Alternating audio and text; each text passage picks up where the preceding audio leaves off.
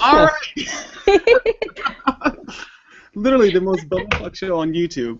It is 2 minutes after, and we're gonna go live now. So, hey everybody, welcome to Babetalk. Hey. Hello. Hi. And the mic's Hi. all week. We're so excited. All right, everyone's Babetalk. Yay! Whatever. I have an excuse. I don't have any streamers with me, but just imagine them here. Okay. Imaginary streamer. I We'll have a get tower into over there, but it's far. yeah. Yeah, it's too far for me to reach right now, unless you want me to get it. No, it's perfectly fine. Let's start with some introductions. Tonight on the show, we've been hyping this for a while, and I am very excited. We have Andrew from McCalister on tonight's show. Yo. What's up? What's up? What's Yeah. And we have our panelists for tonight. We have Alex North. Hey. We have Ashnick. Sup, you guys? And one of our new panelists that we have joining us tonight is Shayna. Hey. All right, so the way we start off each show is we ask each panelist, how was your day? And we'll start with our person that wanted to have the first excuse, Alex North. Yeah. Well, I just got out of work like 10 minutes ago, and so I am pretty exhausted right now. I didn't even change. I just ran up to my room the second I walked in the door, got my laptop, turned it on, and now I'm here. So that's been my day. So I've been working basically since like 4 o'clock. It started out pretty rough because I had some guy who was like, when I was like walking to work, I had some guy yelling at me because apparently I was walking in the road or something. I don't know. Well, that might prove to be an issue.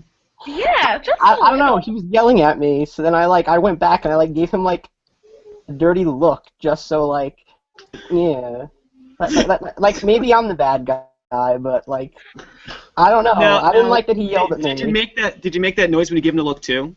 Like yeah. I wish I made that noise. I wish, but unfortunately I didn't. Well, and also a tree branch almost hit me today when I was jogging in the park.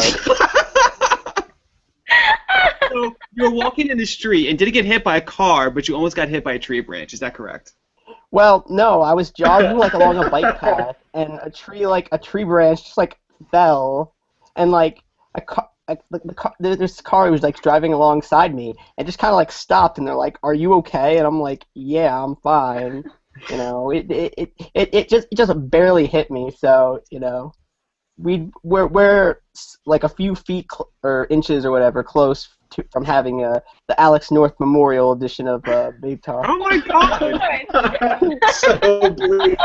It's so funny that you think we dedicated an entire episode to you.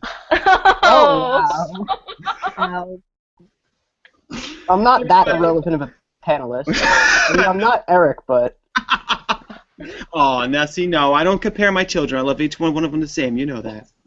Oh my gosh. So anyway, I'm glad that you at least made it to tonight's show, Alex. Yes. So Shayna, how was your day? Well, I was arrested. Oh yeah.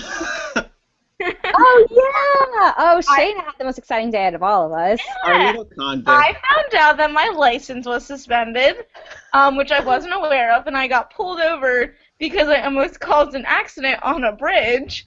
Oh. Going into Philly. So they pulled me over, and then I found out that my license was suspended because I didn't pay a ticket from over a year ago. How did you almost cause an accident? So, where the Walt Whitman Bridge is, the lane ends, and I knew that it ended, so I moved over, but then the car in front of me was going super slow, and so it's instinct to, like, go in front of them. So I went back into the lane, but I forgot that it was ending, and so I went back into the other lane and almost caused an accident. So and So I know they're doing a lot of construction on the bridge too, right? Oh my God, not that bridge, the other bridge. I usually take the Ben Franklin Bridge, Yeah. but I take the Walt Whitman now because of the construction. I don't feel like waiting in traffic. Yeah, no, I'll think about it 10 times. Yeah. And so, yeah, so now I have to pay a whole bunch of fees and I have to go to court. And So my day was, and I didn't go to work. I didn't, yeah. So, You didn't even go to work. no, I called my boss and I was like, so I think I should go home. My license is suspended and I feel like riding in Philly is not my best decision. Hmm. Yeah, she agreed. It might not. She agreed. She told me to go home. But yes. Well, I'm very sorry that has happened. Man, has anyone had a good day? Ashley, did you have a good day? I thought I had an okay day. I saw 2 dogs today. It was so great. I was in very important part of my day. Okay, I was in I don't remember where I was. I was coming out of a recitation, and I don't know who this dog belongs to. Like, I don't know if the guy's a professor or something, but this guy has like it looks like a black lab, just like a small puppy, like a medium-sized puppy, but like small enough that you're like, puppy, even though every dog to me is a puppy. So, and he is just like at every age. The dog is like off leash and just following him. Like, the guy went up to go to the water fountain, and the dog follows him, sits as he takes a drink, and then follows him back, like, very obediently. And it was just, did you just spill your tea? Ollie? Very nice. How I'm precious is sorry. that? I realized that I was putting my tea steeper on my birth certificate. You may not want to put it there. That's just, I should even have it up here, but... Is it your birth Why? certificate that says that you're like 16? Yes. I'm gonna kill Ollie right now. I almost forgot about that. Oh, I forgot what that was even about, but yes, that was the one I doctored to say that I was 16. Are you trying to be 16? Are we all just getting in all sorts of legal trouble today, or like just general? Not me, dude. I had a great day. Yeah, I'm Andrew, like... tell us about your day. Yes. I did nothing. I did not have class or work, and I did nothing, and it was great. All right, Sounds there you go. fantastic. Alice. I wrote a song, and now my cat is asleep on my bed with his face smashed into my wall. So it's been a good day. Very Oh, productive. that sounds like a good day. Andrew, where do you work? Build-A-Bear Workshop. Oh, Oh my god, so like you can't ever have like an unhappy day. Oh, that's not true. Oh, how? It's Have you filled ever with... heard of a temper tantrum? Holidays? Oh, during holidays? Ooh, no. do you have, I like, get lines out the door, and stories? it's terrible. Yeah, do you have any like horror stories from Build-A-Bear? Do I have any what? Any like horror stories? Like any like tales from hell? Yes, I do. Wow. So I've been working. That's such a there for, like, negative way to month. start off Babetalk right now, guys. No, that is like the one of the worst ways. Okay, sorry, Andrew, go ahead. I had literally been working there for a month, and these kids ran in, and one of them, like, he disappeared in the corner of the store. I had no idea where he was, but yeah, I didn't care. And then a little girl comes over, and I stuff her bear up, and she, I was like, they have to put the heart inside of it and everything. And she drops the heart on the floor, and then she squats to, like, pick it up, and she's, like, right over my foot, but she stopped and then, like, wouldn't move. And I was like, you can stand up. And she stood up, and there was a puddle under her. And then she walked over to put... no. She peed on my foot. And then right after that happened... She was like 4, too. It's kind of inexcusable. And then I look over in the back because I heard a bunch of mess, and the kid that disappeared knocked down an entire display wall. Like, everything was on the floor. Jesus. And so I walked into the back, and I was like, yo. I looked at my manager, and I was like, you've been on break for an hour. I'm done. Like, it's my turn. You gotta go clean this. I can't. That's awful. That Yeah. is. I think that's a good excuse to take a break if your foot's been peed on. Yep, think I was It done. very well might. It very well might. Just walk up to your manager. Maybe. Hi. A child just peed on my foot. I think I'm going to go in the back for a little bit now. He goes, you look so mad. And I just propped my foot up on the table, and I was like, it's wet. What do you think it is? He was like, did you spill water? I was like, What kind of shoes were you wearing? I actually still have them because I don't have another pair of white shoes. There you go. You gotta get yeah. They are old. They're. I washed them. They're Nike Air Force Ones that I found at Goodwill for $10. There we I go. love Goodwill shoes. Very It's a classy. great deal. I was proud of myself. I remember when I was working at Macy's, there was a girl that I worked in the women's shoe department, and it was a little girl and her mom was buying shoes and everything, and all of a sudden, like, the girl's watching her, and she just stops and just, and I'm like, are you okay? And mom's like, honey, you okay? And then she's like, and I'm like, well, what's the matter? Let's expedite this a little bit so that we can start trying to prevent whatever will happen. And then she's like, yes.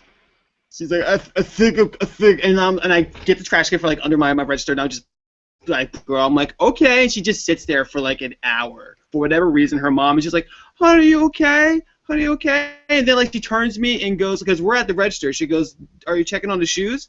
I'm like, are you kidding me?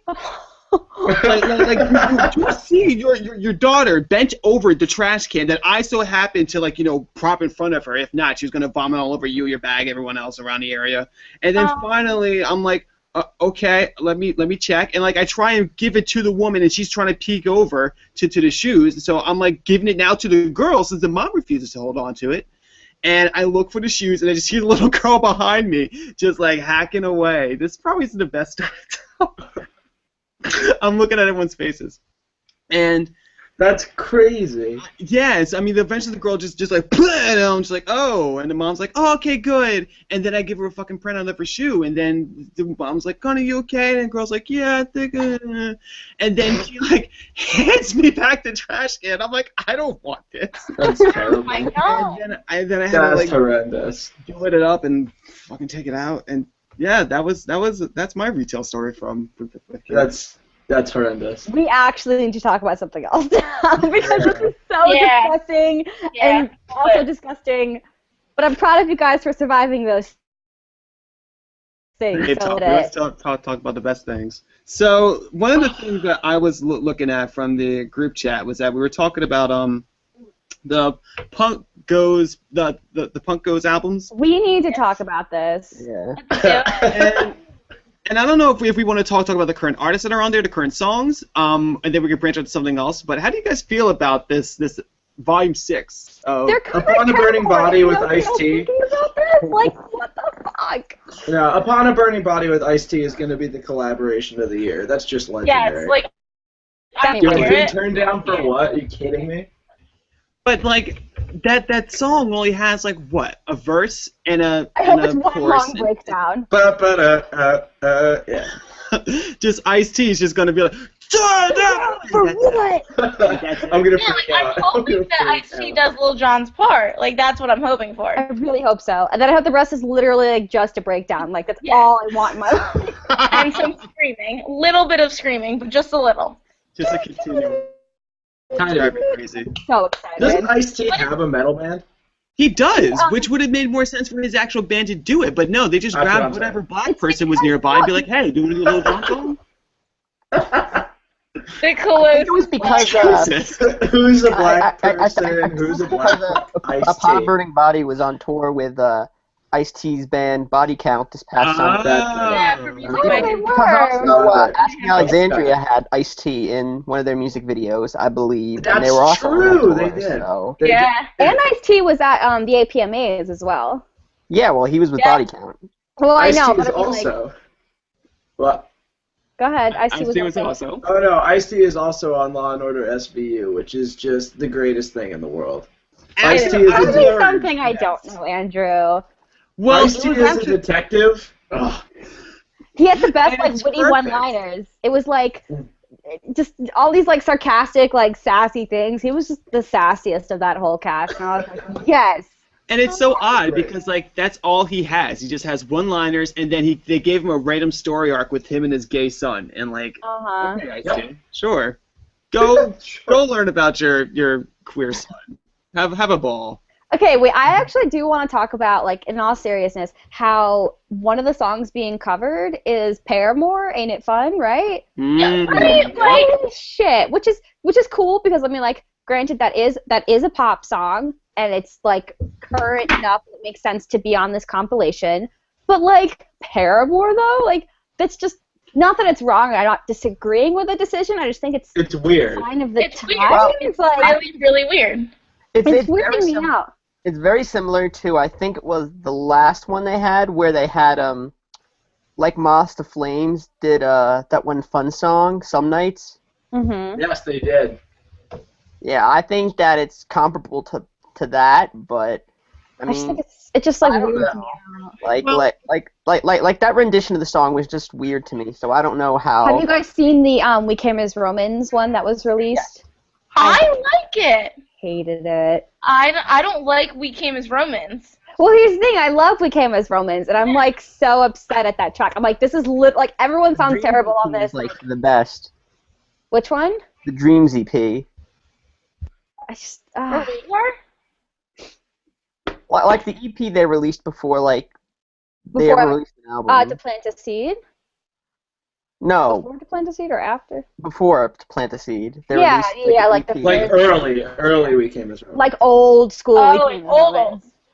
Yo, Yeah, Plant a Seed was my shit. like alternative presses, like APR. like the unsigned band to be, you know. Oh crap. Right. Hometown Okay. Hero, I Yep. think was the term they were actually. They're from Detroit. Yeah. I do find it not speaking back to the Paramore thing, because isn't Paramore still considered pop punk? I mean, I guess not anymore. Not really. Well, here's the thing. Okay, if they're touring in, they're touring in arenas, which granted, like, I mean, Fall Out Boy's doing that right now, and people still They're think not pop punk anymore. No. Not that they're Fall Out Boy pop straight punk, up pop. but they're in the scene. You know what I mean? It's like they're still considered like, you know, that's what I think it's weird about Paramore is like They're there's associated with it. Yeah. yeah, but they're clearly like a top 40 band, just like Fall Out Boy Right. is, and like Right. Monumentor was clearly like it's like having Beyonce and Jay-Z. Like it's two giant top 40 artists who are heavily associated with each other. They're not quite married, but I mean close enough, and going out on a monstrous tour. Mm-hmm. Right. I'm actually thinking about Pete Wentz and Haley Williams getting married, and I think like all of our like high school selves would just like shit ourselves. Like I would cry. I would freak out. I'd be more upset about that than the royal wedding. Live It would, Journal like, will that's come back exactly from what the it dead. Live Journal will come back from the dead just for that day. Yes, it would. That's perfect. I would switch to wearing my eyeliner on the bottom lid, and I would wear a white belt under the Stein hoodie. Oh my god. Get that swoop going. I still have my I would favorite find clothes, your yeah. hand warmers, your MCR hand warmers. Find my copy of those. Yeah. Yes, the fingerless gloves. Yes. Right here. Those are MCR ones. Did you see those, Andrew? They're killer. Are they? I didn't see them. Let me. There we go. I love my beautiful one. They're pretty rad. Yes. I pulled this up for the grave. I have no idea what to do with these. So now I get to wear these all show. My hair's gonna be hot. Anyway, so that guy got me to thinking about my favorite Pop Goes albums, and I think mine might have been the Pop Goes Gangsta. Punk Goes Crunk. Pop Goes Yeah. Crunk. Punk Yeah. Goes Crunk. Punk Goes Crunk. That's a classic. The the product cover of Still Fly. The fucking greatest. I don't know. Which one? Still Fly by Devil Wears Prada, which is Dude, granted. Yes. It's like interesting. That's one of like I remember they had a giant spread in AP. Like they had the cover and stuff like that. And in the article they talked about like everyone sings along to Still Fly. Like it's a huge song. Right. But one of the band members said, I wish it wasn't just teenage girls in the audience. I want to see like fat bearded metal dudes screaming along to our songs. I'm like, well, if you do a Still Fly cover, it's probably not going to happen. But that cover is great, and I love it, and I love the Punk Goes Crunk. Say Anything. That's what I was going to say. Absolutely. Yeah. Hands down is my favorite. Shannon, what would you say out of the entire discography of the Pop Goes would be your favorite? It's Punk Goes. Punk Goes. Wow. I keep saying Pop Goes, and it makes no Close enough. sense. Close enough. Thank you for. I know it's so lame, but I love the Punk Goes acoustic. That's where I first heard Set Your Goals, because they had echoes on there. My friend put on a mixtape or something, and I just like, oh my god, this band is great, as I talked about in like multiple episodes. I'm such a sucker for like acoustic stuff, and it was just like perfect. Yeah. And wait, what album was All Time Low's Umbrella on? Was that even Punk on? Goes Punk Goes Crunk. It does. That was So so, that's that might still be one of my favorites. That's such a solid album, like Punk Goes Crunk. Like I don't think there was a bad cover on it. Set Your Goals was on that too. What On did Punk they Goes do? Crunk. Oh yeah, they did Put Your Hood Up. Yeah, Put Your Hood Up. Oh, shoot.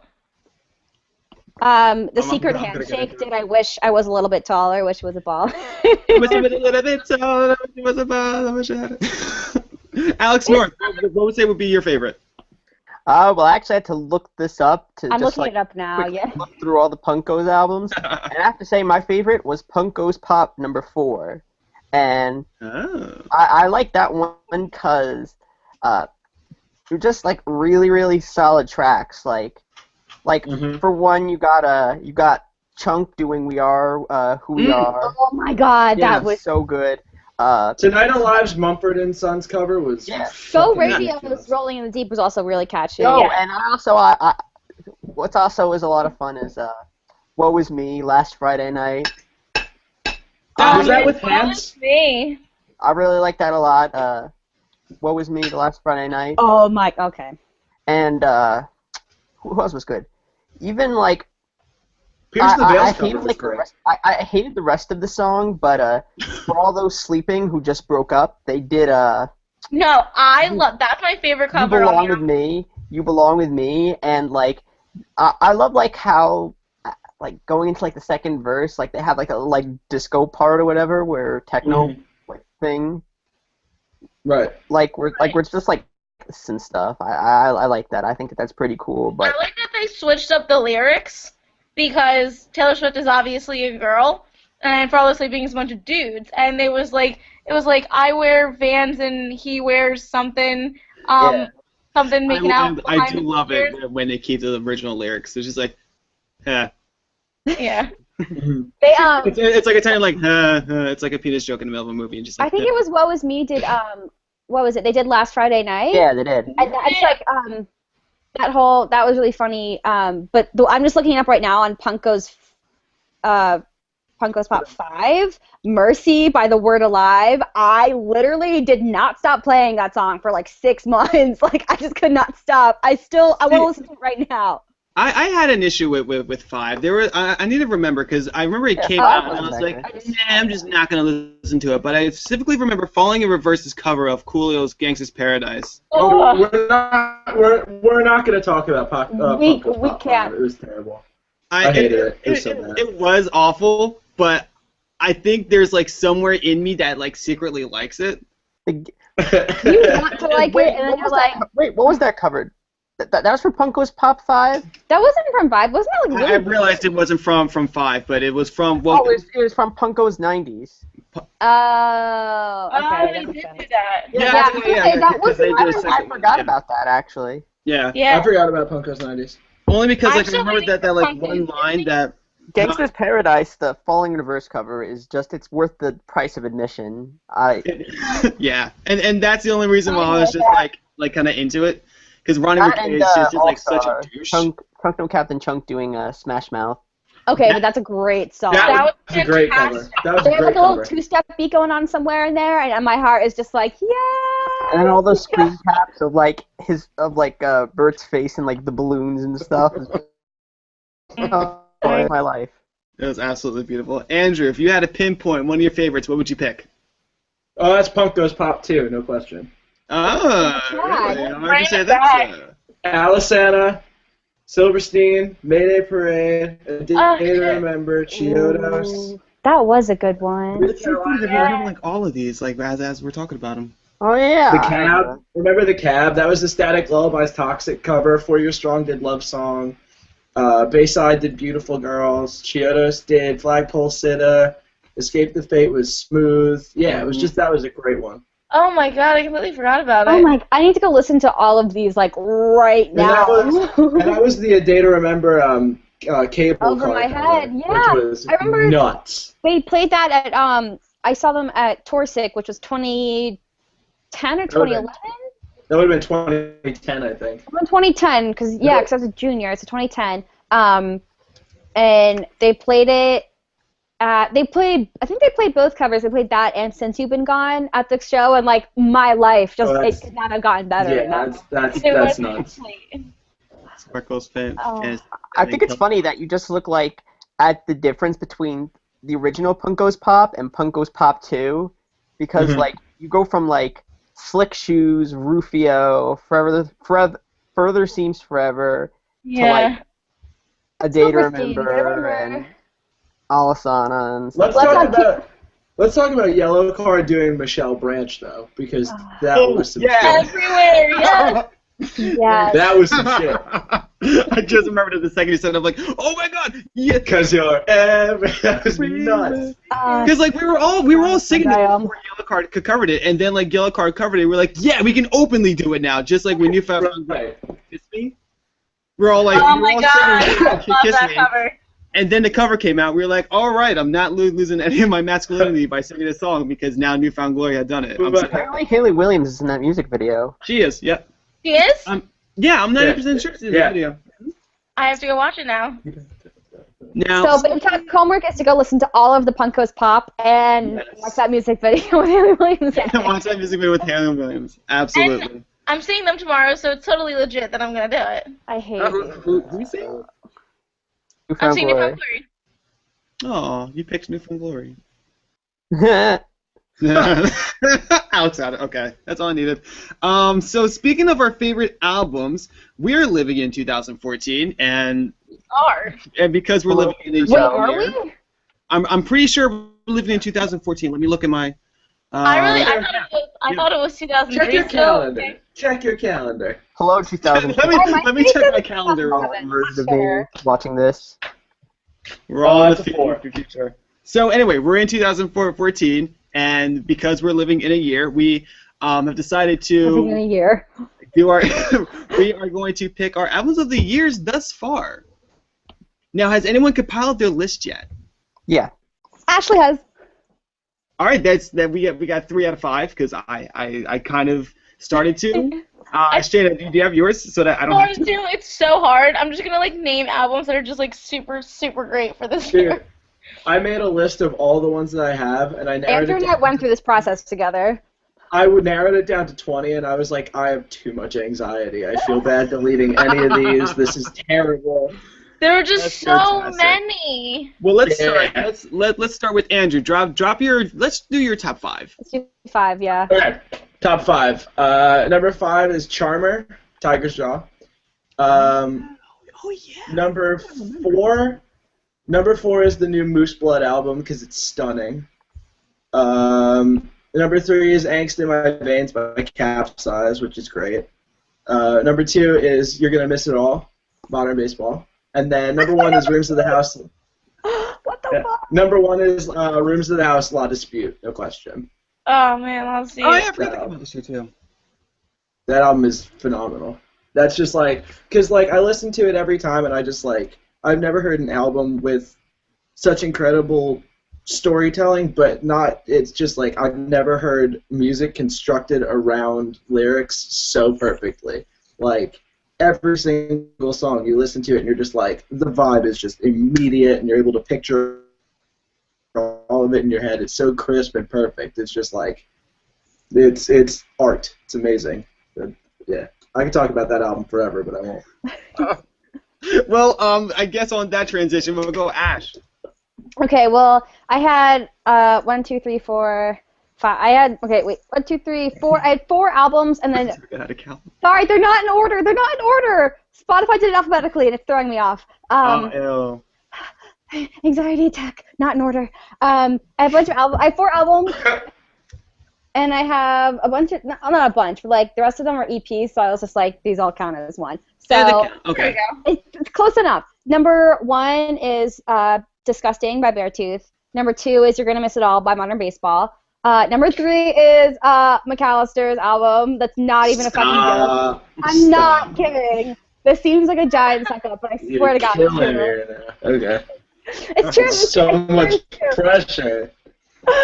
Number 4 is Narwolves, and then the rest, I had like 3 EPs that I really wanted in there. It was Paris acoustic EP, and I think their album's going to be really good, but I'm still not sure because both the singles they've released so far, they kind of sound the same.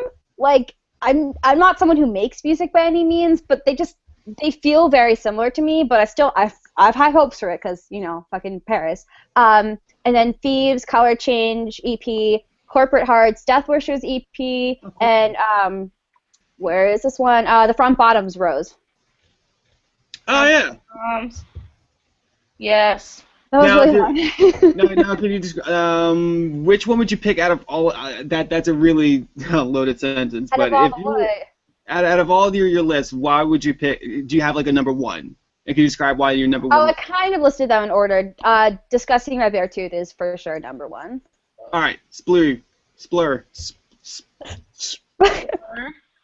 Talk? Blurb. Yeah. Blurb. Why would A you have a little blurb? blurb to go along with your topic? Oh, it's okay. Words are hard, man. I know. Words are really Trust hard. me, I am the queen of the words not doing the sensical sentence thing, so we're okay. Right. Blur. Splur? Is that our new Babetalk Splur. lingo for talk? That's our new word. For splurb. We're gonna That's our new We're making up a vocab. There we go. I'm writing it down. The album's just, it's really important to me for like a lot of reasons. Just, I know like seeing interviews with Caleb and the rest of the band, like kind of relating to the writing process and stuff. It's just, he was going through a really tough time mentally, and like the last spring semester and this past summer, I was like kind of in that same mindset. So it just, I remember listening to it. I remember exactly where I was. I was at my internship. I was sitting in like, I was at my internship really early, sitting in the worst possible intern desk spot. Like, the chair had no supports, my back was already killing me, and I spent an hour and a half on the train getting there anyway, so my whole body is like, can we go home now? And it was like a Tuesday, and the album had just come out, and I was like, oh my god, I'm so excited, because their EP was so fucking great. So I listened to it, and the first track is The Lines, which is actually one of my favorite tracks on the whole album. Actually, all of those tracks are almost my favorite, but it was a really good album opener, and I was like, holy fuck, this is great. And the whole album kind of, I kept feeling that vibe from every song, and it just means a lot to me. It's very important, and like, I talked to Caleb at work this summer, and he was just really sweet about it, and just it's like a really important album to me. Kind of the same with You're Gonna Miss It All. It's just like those kids are in college. The kids in modern baseball are in college, and like everything they write about is very directly applicable to me. And I have spent many nights last winter just like punk dancing in my kitchen to your graduation, like just being. That is like my song. Like, oh my god. I on repeat. That's everybody's song. That's a jam. That's a jam. And you know what? I'm afraid that someone on POZ is going to take that as their song of the year and be like, no! No! I will Wait a minute. another level. It's October. It's mine. Back off. I legitimately have Putting your thought, claim like, on it. they made a mid-year song of the year list, like in June, and I put, because St. Patrick by Paris had just come out, so I put that on it, because someone else had already claimed your graduation. I'm like, okay, that's fine. Mid-year song of the year, that's fine. But I almost wanted to say, can I claim this for 2014 song of the year, like in advance? I need to be so proactive about this, because someone speak it. I think I might write in there Just in like, the POZ group. Yeah, just put in there like, this is my song and here's I why. feel like you didn't care. I can't imagine like Zach caring. I don't know. I don't want to be like that bitch who just like, I need to have this song, but I need to have this song. And it's funny because I have both the vinyls sitting on my shelf, which you can't. I'm sorry. Wait. You have the what? I said both the vinyls sitting on my shelf. The vinyls? No, I didn't know Vinyls. I heard yes. I heard No. Who sassed you out the first time? Who would never say it again? This bitch. I'm gonna rewind the tape later, and we're gonna review it. Okay, And fine. then if that's a Close call. It's a close call. No, I said I have both the vinyl on my shelf. Which we need instant replay. I We need don't someone who's know. watching this live to come in and be like, I heard vinyl, but it's close. no, Alex is right. I don't know. It could go either way, honestly. We will rewind the tape later. We'll do a review, and All then we know is that vinyl is not a verb. We'll check it out. We'll check it out. We'll go through tape later. Vinyl The is not play is vinyl. currently in review. The play is in review. Alex North. All right. I just want to say some honorable mentions before I get to my top 5 because there has been a lot of really great albums.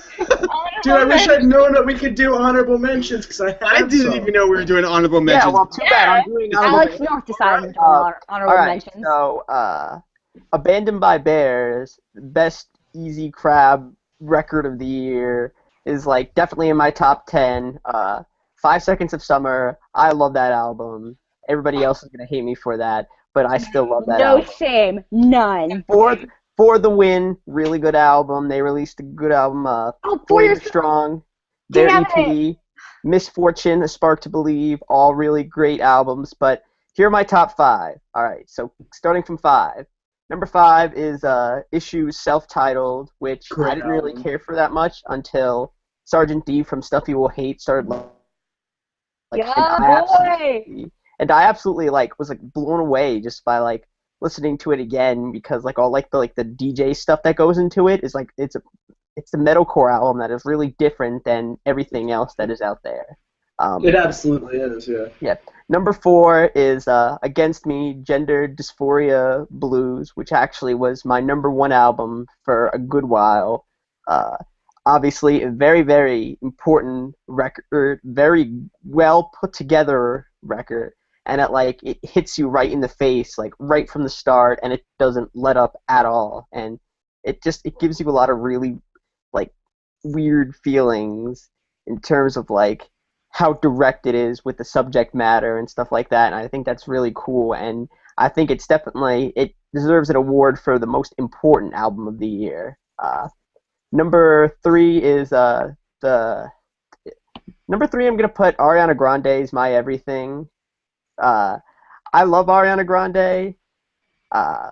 Her last album was my number 2 album of the year last year. That's a great album. Yeah. That one's ridiculous. I don't like it as much as I did Yours Truly, but My Everything is still a good album. Good collabs with The Weeknd, Childish Gambino. I mean I like it. Number 2, The Hotel Year. Home Like No Place Is There. Oh, that is a great album. That album is absolute dynamite, and it deserves to be number 2. And it definitely had a good fight with the number 1 album of the year, which I am gonna sound really, really dumb saying this, but the McCalister album is my number 1 album of the year. And I have to say that I was hiding, sorry. I'm here. A lot. Yeah. The first time listening to the record, kind of the first time listening to the Upsides, and the first time listening to Under Soil and Dirt. But just in terms of the feelings that I had, and the first time I heard it, I'm oh, this is pretty cool. It kind of reminded me of the pop punk scene right now, but it also kind of reminded me of 2005 era pop punk, because I don't know. That's awesome. It reminded me of MySpace pop punk, and I mean that in the best way possible. No, I know. That was a great time. What are you talking about? Yeah, dude. Yeah, like a million of bands where it's oh, check out this cool band, that everybody, that one person hypes up or something on YouTube. Right. Years later, but that definitely is my number 1 album of the year. I've been giving it countless listens, and I'm very, very excited to be here. Obviously, talk about it and my other albums of the year with everybody. So yeah. Wow, thank you. That's sick. I'm literally so excited right now that you said it was your album of the year. That just makes my life. I'm not going to lie. I thought Alex was going to say Fifth Harmony, but Fifth Harmony, their album hasn't dropped yet. Oh, it hasn't? Yeah. Oh, okay. Wait. Has it dropped yet? Has it dropped I'm yet? pretty I sure don't think Fifth so. Harmony did drop. I think. Did it? You know what? I'm speaking actually know of this. I just remember their old EPs that they dropped, and that's about as far as I know. Fifth Harmony is just hot fire, and I love it, and I love those girls. And Hot fire. I've seen them Hot way too many fire. times than a tall black man should December ever see them. 16. December 16. Spit on Hopper. So it's not out yet. For them to come out. They're taking their time. They're doing their thing, and They're that's. doing it right. Yeah, honey. They're doing all right with them. So if anything, Fifth Harmony might give McCalister a run for its money. My girls coming out with their debut LP. But we'll see in December. We'll see what happens with that. We'll see. But anyway, McCalister We'll see is how it holds still up. my number 1 for the time being. So. All right, Shayna, what is your top 5 for the year? All Thus right. far. Okay. So, in no particular order, because I just can't. But the Real Friends album. Great album. I can't even. It's too long. Everyone knows what I'm talking about. The Real Friends album. I Or with just. a lamp. Yeah, the one with the lamp. The one where they're sad about stuff. Maybe Yeah, this yeah, place that's not is the same. No, but honestly, I don't know. No, but those dudes, just like in general, are just really awesome. And like, I know that Kyle, like, his lyrics are like simple, they are, but like for some reason, I just like love that type of stuff, which is why like I love the Front Bottoms. Like they just talk about getting stoned in the front seat, and so but like Real Friends are just they're sad and it's okay, and there's just I don't know, there's something about them and something about that album that just like sticks out in my eyes. Sometimes you're just sad. And then Modern Bass, and they're just sad, They're not tired of the place. They're not tired yet. And then Modern Baseball's album, and just honestly, I have like this hometown pride for Modern Baseball. Like I went to school with the majority of them, and I used to see them play at like Golden Tea House, like in a basement, and like and then seeing them play with like the Wonder Years of the Electric Factory, like, and how they progress from sports, it's phenomenal. And now they're like headlining a show at the TLA, and it's crazy. You just said the Wonder Years, and I forgot I had a Wonder Years flag. You do. I pledge allegiance to the Hank. The Wonder Years America. And to the Republic for which it stands, one nation under a crowd surfer, crushing my head. Liberty and pizza for all. And I'm not sad anymore. And I'm not sad anymore. Yep. And then 4 Year Strong, honestly, just for the fact that they came back, and they just came back with like a vengeance too. Like it sounds so similar to oh my God, what was the album called? Enemy of the World. Thank you. No, not that. Was it that one? Yeah. In some way, shape, or It sounds form. pretty similar. No, in some way, shape, or form was the one before this one. Before, in some way, shape, or form, was Enemy of the World, and I believe before Enemy of the World Rise was or Die Rise or Die Trying. Trying.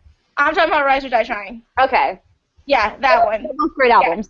Da, da, da, Yeah, it's very similar to Rise or Die Trying, and that's like my favorite album with like, the Why Can I Not? Okay, I can talk today. None of us can. No, it's Don't really worry. bad. No, but it's just like that true, because I always saw like they were the starting of like the new pop punk scene, and they were a little bit ahead of their time, and then all of a sudden like the Wonder Years and all of them came out. But Very true. in my opinion, 4 Year Strong started the new pop punk, and for them to go away and then come back and still have that like true sound, like I give them a lot of props. And then obviously the Front Bottoms. I actually was late in getting into them. Like I just recently started really liking the Front Bottoms, and I was definitely like a bandwagon. Hometown heroes, baby. What? They're my hometown heroes. Oh, Brian went to yeah. Pascack Hills, which is like... There. We're gonna finish? Wait, I did. You stopped mid-sentence. Did I really? Oh. Stopped. You're like, Damn. I'm just gonna look at my I phone. got distracted. I'm sorry. He said, "Is you gonna finish?" Wait, Damn! Wow, that was beautiful. I I'm got sorry. so sassy. Bobby I'm so text- sorry. Bobby texted me and was like, "I'm watching you," and that kind of I was like, oh. We threw everything off. I'm watching I was you. distracted. Are Sarah Hi, and Bob. watching too? What's up, Bob? Oh my god. He went to a high school 10 minutes away from me, is what I was saying. Okay. That's all you want to say. No, but I was like total bandwagon from Bottoms, where everyone started listening to them, and I was like, huh, who are the Front Bottoms? Why do I know who they are? And as soon as I listened to them, it was like, that was it. So I kind of got all the Front Bottoms all at once, and so I'm just gonna categorize them with like one of my favorite albums, just because I literally this year learned about them. And then it didn't release yet, and it's coming out in October. which is this month. I just realized it's October. Forever Came Calling's new album is like on point. Every single song is just fucking awesome. And I love Contender so much, and I really, really think it surpasses Contender. What I think's really cool is that Lincoln was saying in the group chat that they actually had, well, did he say this in the group chat, or did he say this in a Babetalk episode? I forget, but Lincoln said that they actually had breaks in I mentioned musical it breaks for like people to like crowd surf and like. I think that's like awesome. Yeah, no, it is. That's planning ahead. It's fine. It is. Like you're planning that out while you're writing. Hey, if it makes the kids move, I mean, hell, why not? That's advanced. That's advanced. Ollie, what was your list? Well, I was hoping no one's gonna ask me that because I'm literally one of those individuals that you didn't have one. Well, Sorry. it's more is that like, during 2015. Sorry, I forgot. I'm gonna like just hide myself in a corner. No, we love you. 2015, I will most likely put together my 2014 compilation because I'm looking through everything that I listened to like religiously. Like last year would have, if I was doing a last year's album, it would have been Pity Sex Feast of Love. It would have been Foxy's Alcatraz. It would have been Have Mercy's. Oh my god, I love Have Mercy on Me. Back, and like everything's from 2013, and I realized that I'm really fucking up. I had that same problem today. I was just texting Andrew about this. I was like, oh my god, there's like 4 different albums I want to put on here that aren't from 2014. Yeah, I made my list, and I realized the majority of the albums were from 2013, and I was like, just kidding, let me redo everything. Here's the thing. Another thing I wanted to talk about in regards to Album of the Year list, I guess, is just like, sometimes an Album of the Year list isn't stuff that you listen to that came out necessarily in that year, but it's like albums that like came into your life exactly during that year. Cool. Right. I like that a lot better. I like that. Like I've been listening to I started listening to Hop Along literally the night before I left for school. Like before I leave, I just pull an all-nighter, I just pack, get everything done, and then just like go to school and go for it. And I just listen to Hop Along just on repeat, everything, and it's just it's such a great album. It's so good. Yeah. Like if we were to do that, I would have put This Couch Is Long and Full of Friendship by Tiny Moving Parts. Wow! Wow! You broke out Tiny Moving Parts. Wow! And I literally had not learned of them until I saw them with Modern Baseball, and I saw that Tiny Moving Parts put on such a fucking electrifying show. Right. That it blew my mind, and then I listened to the album, and I was just as equally blown away. You know who else is like that with that electrifying stage presence is Set It Off. They holy oh my god, I saw them. Yeah, that was really. Yeah, I saw them with who the fuck was it? It was Candy Hearts, State Champs, We Are the In Crowd, and Set It Off, and I was like. I wasn't like at the front, and I was like kind of like in the middle of the venue. It's like a very strangely set up venue, but I could like sort of see and sort of hear. And they went on, and I like turned to my friend. I brought her to see William Beckett because she is a diehard William Beckett fan, like obsessed, loves him. And I brought her with me because I was like on the guest list. So I was like, Hannah, you're gonna be my +1 to see William Beckett. And she was like, yes. Oh, popular. No, okay. Name drop a little bit. Wow. Because I was on the guest list. Casual. I love it. Technically, okay. I'm not. Here come the 2 guest lists. The technicalities. Leave. But I brought her there. She was so excited, and then I was watching Set It Off, and I'm like, holy shit! And like, I went and like put both their albums at the time on my Spotify, and I listened to them religiously, and I wanted to put them on my Album of the Year list, but it came out in 2013. I was like, yep. God damn it. So far, I just love 2013. It all has a new album coming out, I believe. Yeah, 2013 was a really great year. And you know, honestly, a record that actually hit me literally, I think, 3 weeks ago, and I don't know how I hadn't listened to it yet. Chasing Ghosts by the Amity Affliction from 2012 is a monster. It's a monster. So is it a monster, Andrew? It's literally a monster. It's figuratively literally a monster. It ate me and then spat me out so I could listen again. It's great, dude. That's one that I was just like, The Amity Affliction, the new album, is pretty good too. Yeah, it is. Yeah, that one's actually very good. Yeah, I know we could all continue talking about music for the next, ever. But I realized that we have talked about it forever. So we're going to move on to our interview portion of the Babetalk, the show, which we're doing now. We'll go around and we'll ask Mr. Andrew here some questions about his band, about his life. We might... That's it. And then we'll showcase the song afterwards. Guys, I swear to God. Not your music, just your life. Just your life. Just strictly your life. We don't want to know about your band, just your life. Here's the question. Do you have your life. birth certificate with you and have you spilled tea on it? Because I only can answer yes. I can attest that I do have a birth certificate here with some tea on it. So anyway, we will kick this bitch off. We'll go me, we'll go Alex North, we'll go Ashley Nicole, and then we'll go Shada. It's the order that I have on my screen. All right. Cool. All right, so Shada actually inspired me when we were doing her audition take, and I realized that I never asked this first question. It would seem like a simple question. For the record, can you state your name and your band and position that you serve in said band? My name is Andrew. I play in McCalister, and I play bass and I sing. Woo! All right. And the opening question that I generally ask is about the band name. Well, Bobby's still watching. He can recite this. He hates this fucking question. Because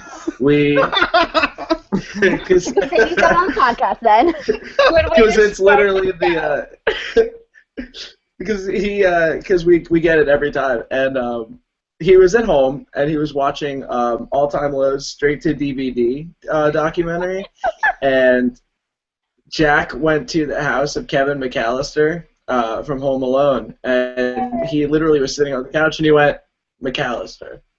And that was it. It's that simple. I think that's a great story. Thank you. Yeah. So shout out Bobby again. Good job. There you go. Hi, Bobby. I'm glad we have you on the show and not Bobby. Wow. Bobby would have torn me apart. I'm assuming. Bobby would have just... He would have hung up. He would have him done by. No, next question. He would have been done. My publicist has advised me not to answer that. You can read the interviews. You can read it. Go ahead and read the interviews, you stupid ignorant ass. Why are you media always trying to dog me? All right, there you go, Alex. All right, Alex, you can go. So, my question is, you released 2 albums, one in 2013 and one in 2014.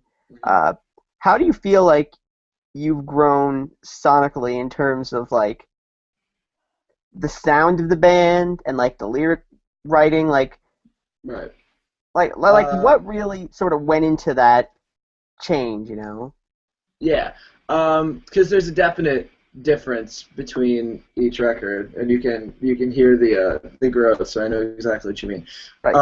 The main thing, I guess, is when we wrote the first one, I had joined in September 2012, and I was only supposed to play one show, so I came in September, and just as a fill-in, because we'd actually we had played. They had a band. Dan, Sarah, and Bobby had a band for a while.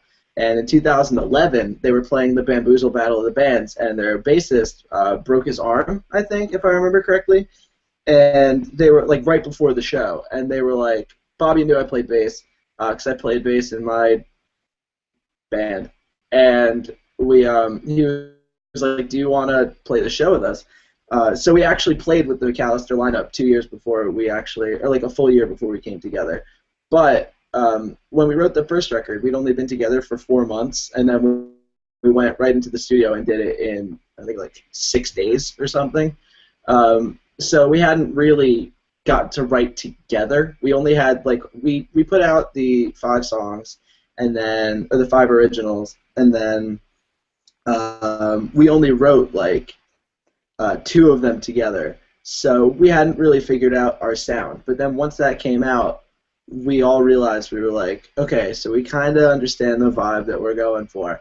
And over the next couple of months, we took a break because of school, so we didn't really play any shows. And then when we came back, we played a couple shows. Like I think we played like a show or two a month. And in the middle, we were writing. And by July, we had one song written and another one on the way. But the bulk of the album wasn't really written until the fall because I went through some shit, and that inspired a lot of what you hear. So like Marlon Bird, when we, I was mad when I wrote that song, and so that's why it's so driving. Is because I was like, we were all like, you know what, we need something like, big. So we need Dan to just start in on the drums. We want all toms. We want something that like kicks and goes real hard. Whereas Home, Sarah wrote and did a drum demo with Dan to show me how that would work. And I sat down and I wrote this like really sentimental song in one session of writing. And I just kind of left it because I was like, I don't want to touch these at all because they're just so like in the moment. And I'd never written that way before, but with this band and this group of people, it just felt right, and everything just kind of like, came into my head. And then once we got into the studio and we were,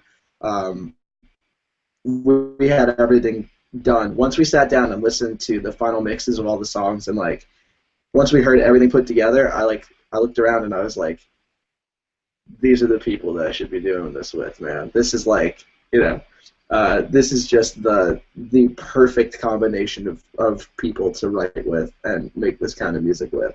So I think over the course of the past year, as we all became much closer and we learned how to write with each other, I think spending all of that time together writing as opposed to playing shows really just kicked us in the ass and got us to, be a more cohesive unit than we may have been otherwise. So yeah. Right. All right, who's got next question? Ashley, I think. I think it was me. I can't tell. Sorry, yeah, Ashley. Yeah, I'm struggling to like smack my You're mic. trying to point, and I'm like, Ollie, that's not working. like you go. That one. This one, Ashley. This one. I asked this last What's your time. name? What's your name? From what media outlet are you from, ma'am? First of all, shut the fuck up. Second of all, if it wasn't you wouldn't be on this podcast to begin with. Okay. All right. Wow, damn. I'm sorry. Keeping it real. Pew, pew, pew. Tell it as it is. Dang, shots fired at the guest this week. It's okay. Andrew and I sass each other pretty well. Pretty frequently, actually. No one is safe. It's pretty No regular. one is safe. Jesus. It's a normal occurrence. It really is, though. Like, it really is. I asked this of our guest last week, but I think it's still pretty applicable. And I think I've actually asked you this in the past, so if I have, sorry, Andrew. But the one thing that, because I have no creative talent at all, like in terms of writing or performing music, and it's just not that that part of the scene is foreign to me, but it's something I can't like actively pursue because like I can't do the notes and the musical composition things. Right. So what's something that someone like me who's involved in the scene but isn't like performing, just doing blogs and helping bands and like wanting to manage something, what's something that someone like me should know about being in a band that I might otherwise not be aware of? Right. It's a great question, and I know you've asked me this before, and I forget what my answer was. I forget what it was, too. I could technically go back onto Facebook and look, but that's going to take a long ass time. Yeah, that's going to be a while. I think the thing that people have a bit of a hard time grasping is because all of us grew up in an age where the scene wasn't necessarily smaller, but it was very easy for you to grab onto one band and go. Like in New Jersey, the reason that MyChem got so huge, at least locally, was because Saves the Day already had a name, and Saves the Day would hold house shows and would invite MyChem to come play with them. So the New Jersey scene is just very, very supportive of one another. But I think what people don't realize now is because we grew up with that and that was the norm. Like that's why Census Fail got huge, and that's why you could go on forever. I think a lot of people don't realize how hard it is now because of technology and Facebook and Twitter, and there's just so much going on that there's bans everywhere now, and because things are so much more accessible. Merch is cheaper to make, promotion is much easier to do, all of this kind of stuff. So for people on blogs and stuff like that, I think the trap is getting caught up in that one band. Like Rome, I found them when they had like, I don't know, maybe a high couple hundred Facebook fans, and then they got posted somewhere. And it just kind of exploded, and all of a sudden Rome was the only band you heard about for 2 weeks. Or Neck Deep, for example. Neck Deep just kind of were like all anyone talked about for like a month. But then, then there are bands obviously that I'm very, I'm guilty of, like Knuckle Puck, I don't stop. But I think the thing is that you have to, and that's why I love POZ's showcases, because it's like every band gets exposure. And then, and then, and that's what's necessary, because there's a lot of blogs and websites that are like, let's only post about the story so far this month, and that's all you'll hear about on that website.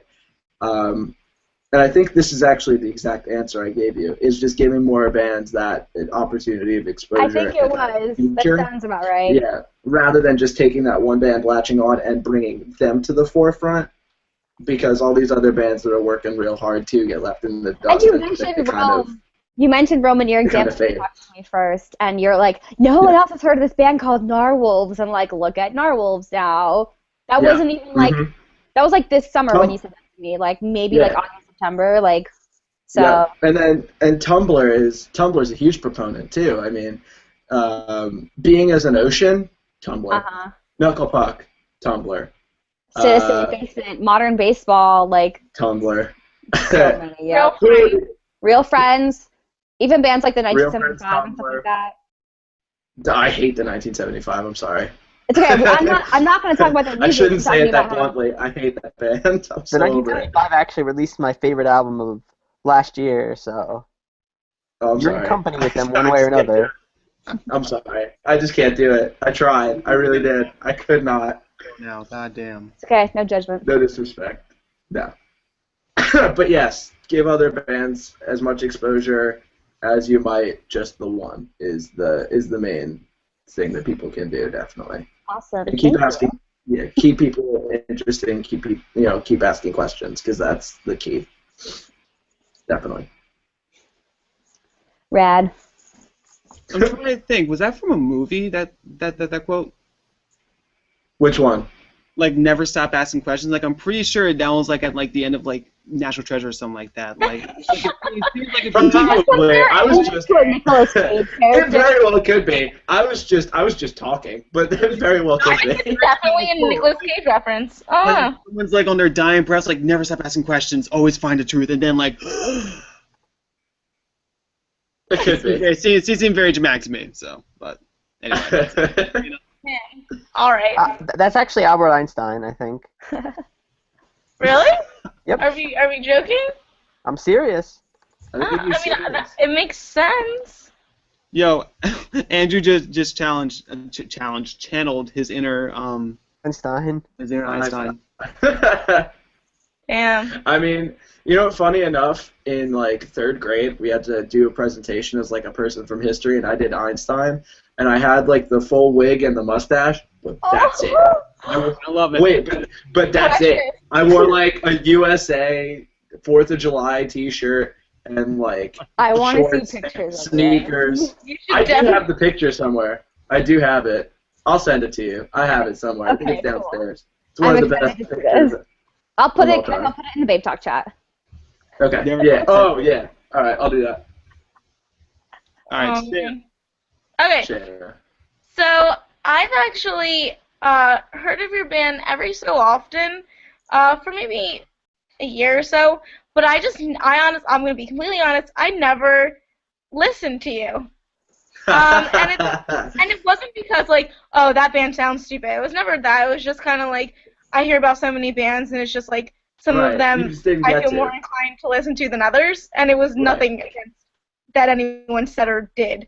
But obviously, you know, I gave you guys a listen now, and first off, really freaking fantastic. Thank you. Thank you. And I'm really, really glad that I did listen. But, you know, in all actuality, like, I have heard of you on numerous occasions, and so, like, how does it feel to go from, like, kind of, like, you know, nothing to, like, something, and where do you see yourself in, like, a year's time? Right. You know what's so crazy? Where would you like to see yourself? Where would I like to see myself? It's so crazy because someone actually, and I've seen it a couple times, which is absolutely surreal. On Tumblr, people will like post like, "Give me music to listen to," or like, "Give me stuff for my new iPod," and I'll see like people like occasionally go McCalister, blah blah blah, or like a bunch of other names, McCalister, a bunch of other names, and I'm like, well, this is just really strange. And then, and then my friend from, I don't remember how long ago I met her, but she texted me out of the blue the other day, and she was like, someone on Tumblr just kind of unpromptedly like suggested your band to me as like someone they think that I would like, and I was like, that's the coolest thing in the world, you know what I mean? Like, just the fact that people like actually know who we are, kind of, and seeing people showing up to our shows that I've never seen before and like singing is really weird.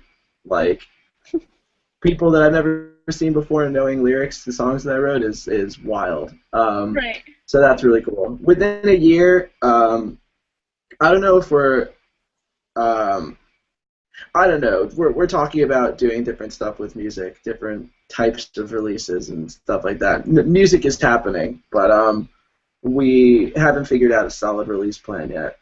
Right. But within a year, maybe I'd like to see another like short EP or try and work out a split or something just to keep people listening.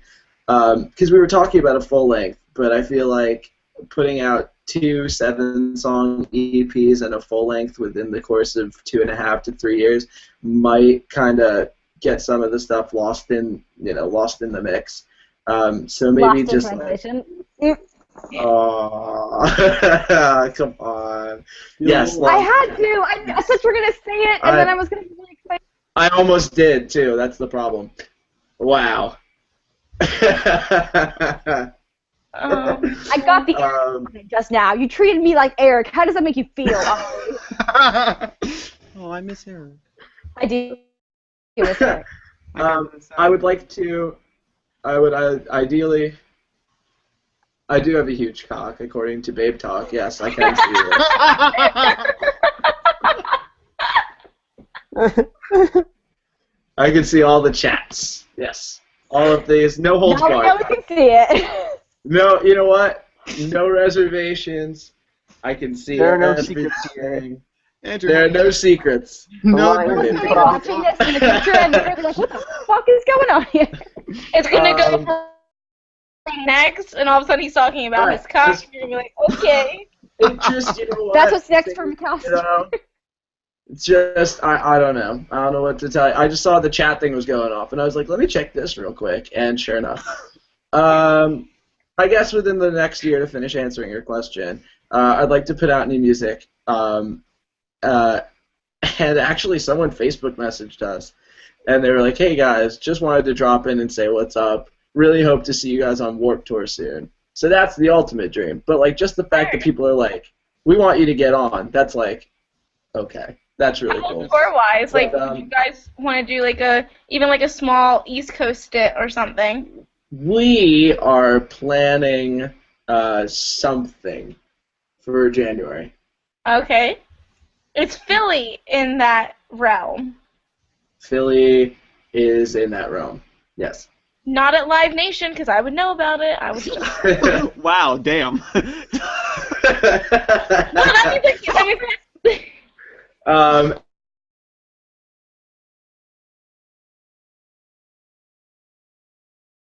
and there are going to be Philly bands in Dick, but that's all I can give right now, because we're still in the planning stages. Yeah. So yes, Philly is in there. We're obviously starting in Jersey, and we're gonna go farther than we expected, but we're probably doing like a week, I think is the plan. But yes, that's yeah. Gotta love winter tours. Winter tours kick ass. Yeah, dude. And- I'm also but- trying. Yeah, What? I was gonna say in both the positive end and the negative. Yeah, I mean it's the places that we're going in the winter. That's gonna be maybe, there's a good chance that those are gonna be brutal because of the weather. But we'll see. Just because of everybody's school schedules, that's when it works. Because we all go to different schools and our schedules are all 1 week apart. So like when we would come back, yeah, Dan starts on that Monday, and then the next week Sarah starts on that Monday, and then Bobby and I start that following Monday. So we all go back to school 1 week apart. All of our breaks are a week apart. Some of us don't have breaks when others do, so it's like it's all over the place. Like so touring during that works. Right, exactly. That's convenient. But yeah, thankfully. And then summer we're planning bigger stuff. But yes, so things are definitely in the works. What? Sweet, yeah, beautiful. Woo! Oh, yes, okay. All of the words all at once. All of the words all at once. That's what a babe talk Blur is. it all All out. the words at once. So many words. All the words. So many words on so many different levels. So my question, going back to when you guys are talking about your writing process, now, Yes. Do you all contribute lyric-wise? You were talking about writing one of the songs. You're talking about Sarah also writing one of the songs. The first part of the question is, who actually does some of the writing for it? Lyrically, it's basically all me. It's I don't know. When I came in, we had a bunch of stuff. They had a bunch of stuff written, but then I brought something to believe in to the table. I brought the lyrics for that and for Streetlights, and Sarah was like, "You know what? That's one of my favorite songs. I didn't know that. That's great. Thank you. Streetlights is a fucking jam for sure." But I brought those in, and Sarah was like, "You can just do this for a while," and so then I just kind of. So I just started writing lyrics. I believe her exact words were, "I cannot write lyrics," pretty bluntly. But when we were in the studio for the first record, we were recording Vine games, and I hadn't finished them yet. And so Bobby and I sat down on the couch outside of the room, and I broke out my laptop, and I just had a bunch of scattered lyrics that we were able to piece together for the song. And Bobby came in and was like, "Yo, there's a line that I want to use. Bear with me." And he typed it up on the computer, and it was "You dropped the gavel on this conscious state." And I was like, "Yo, that's dope. I wouldn't have come up with that at all. That's great. that's genius." So we all have a hand. Dan also chips in a little bit when we bring stuff out, but mostly Dan just kind of focuses on. Dan's a big part of the instrumental process. All three of them are, and then I just kind of am focusing on the lyrics, so I'll plug my bass in later. But Sarah generally will come in with a framework, and then Bobby and Sarah will go over guitar parts and tweak them, and Bobby will suggest solos and lead parts. Usually all of them fit really, really well. And then Dan usually just is able to shred the drums no matter what we give him. So we'll be like, "All right, do this rhythm," and then just kind of break into a halftime. And he's just like, "Oh, and he's just busted out immediately. It's crazy." Dan's probably the best drummer in New Jersey. There you go. He hates when I say that. I said that for him. He hates when I say that because he thinks it puts too much pressure on him, and he has an anxiety attack every time. But he hates when not a full one, but he hates when I say that. Halvesies. He goes halvesies. He goes halvesies on the panic attacks. So you guys would say that you have like a beautiful chemistry when it comes to the songwriting and also the development instrumentally. Mm-hmm. Yeah. When a song comes together, sometimes they take a lot longer. Like Concepts was one of those ones that like once we played it fully through the first time, it was kind of like, this is such a great song.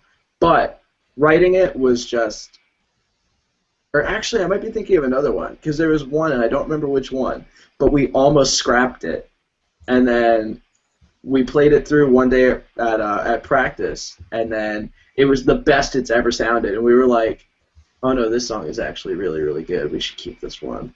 All right, we can't get rid of it anymore. And then we just kept playing it over and over until it was perfect. But yes. Was I answering the question? I don't know. No. Especially when you were saying that you were brought into the band later as the bass player and like you kind of jumped into it feet first. Right. It's kind of interesting to see how well it's translated to the seven song EP that you guys had put out, and like it was so solid too. Yeah, yeah. It's all about finding chemistry.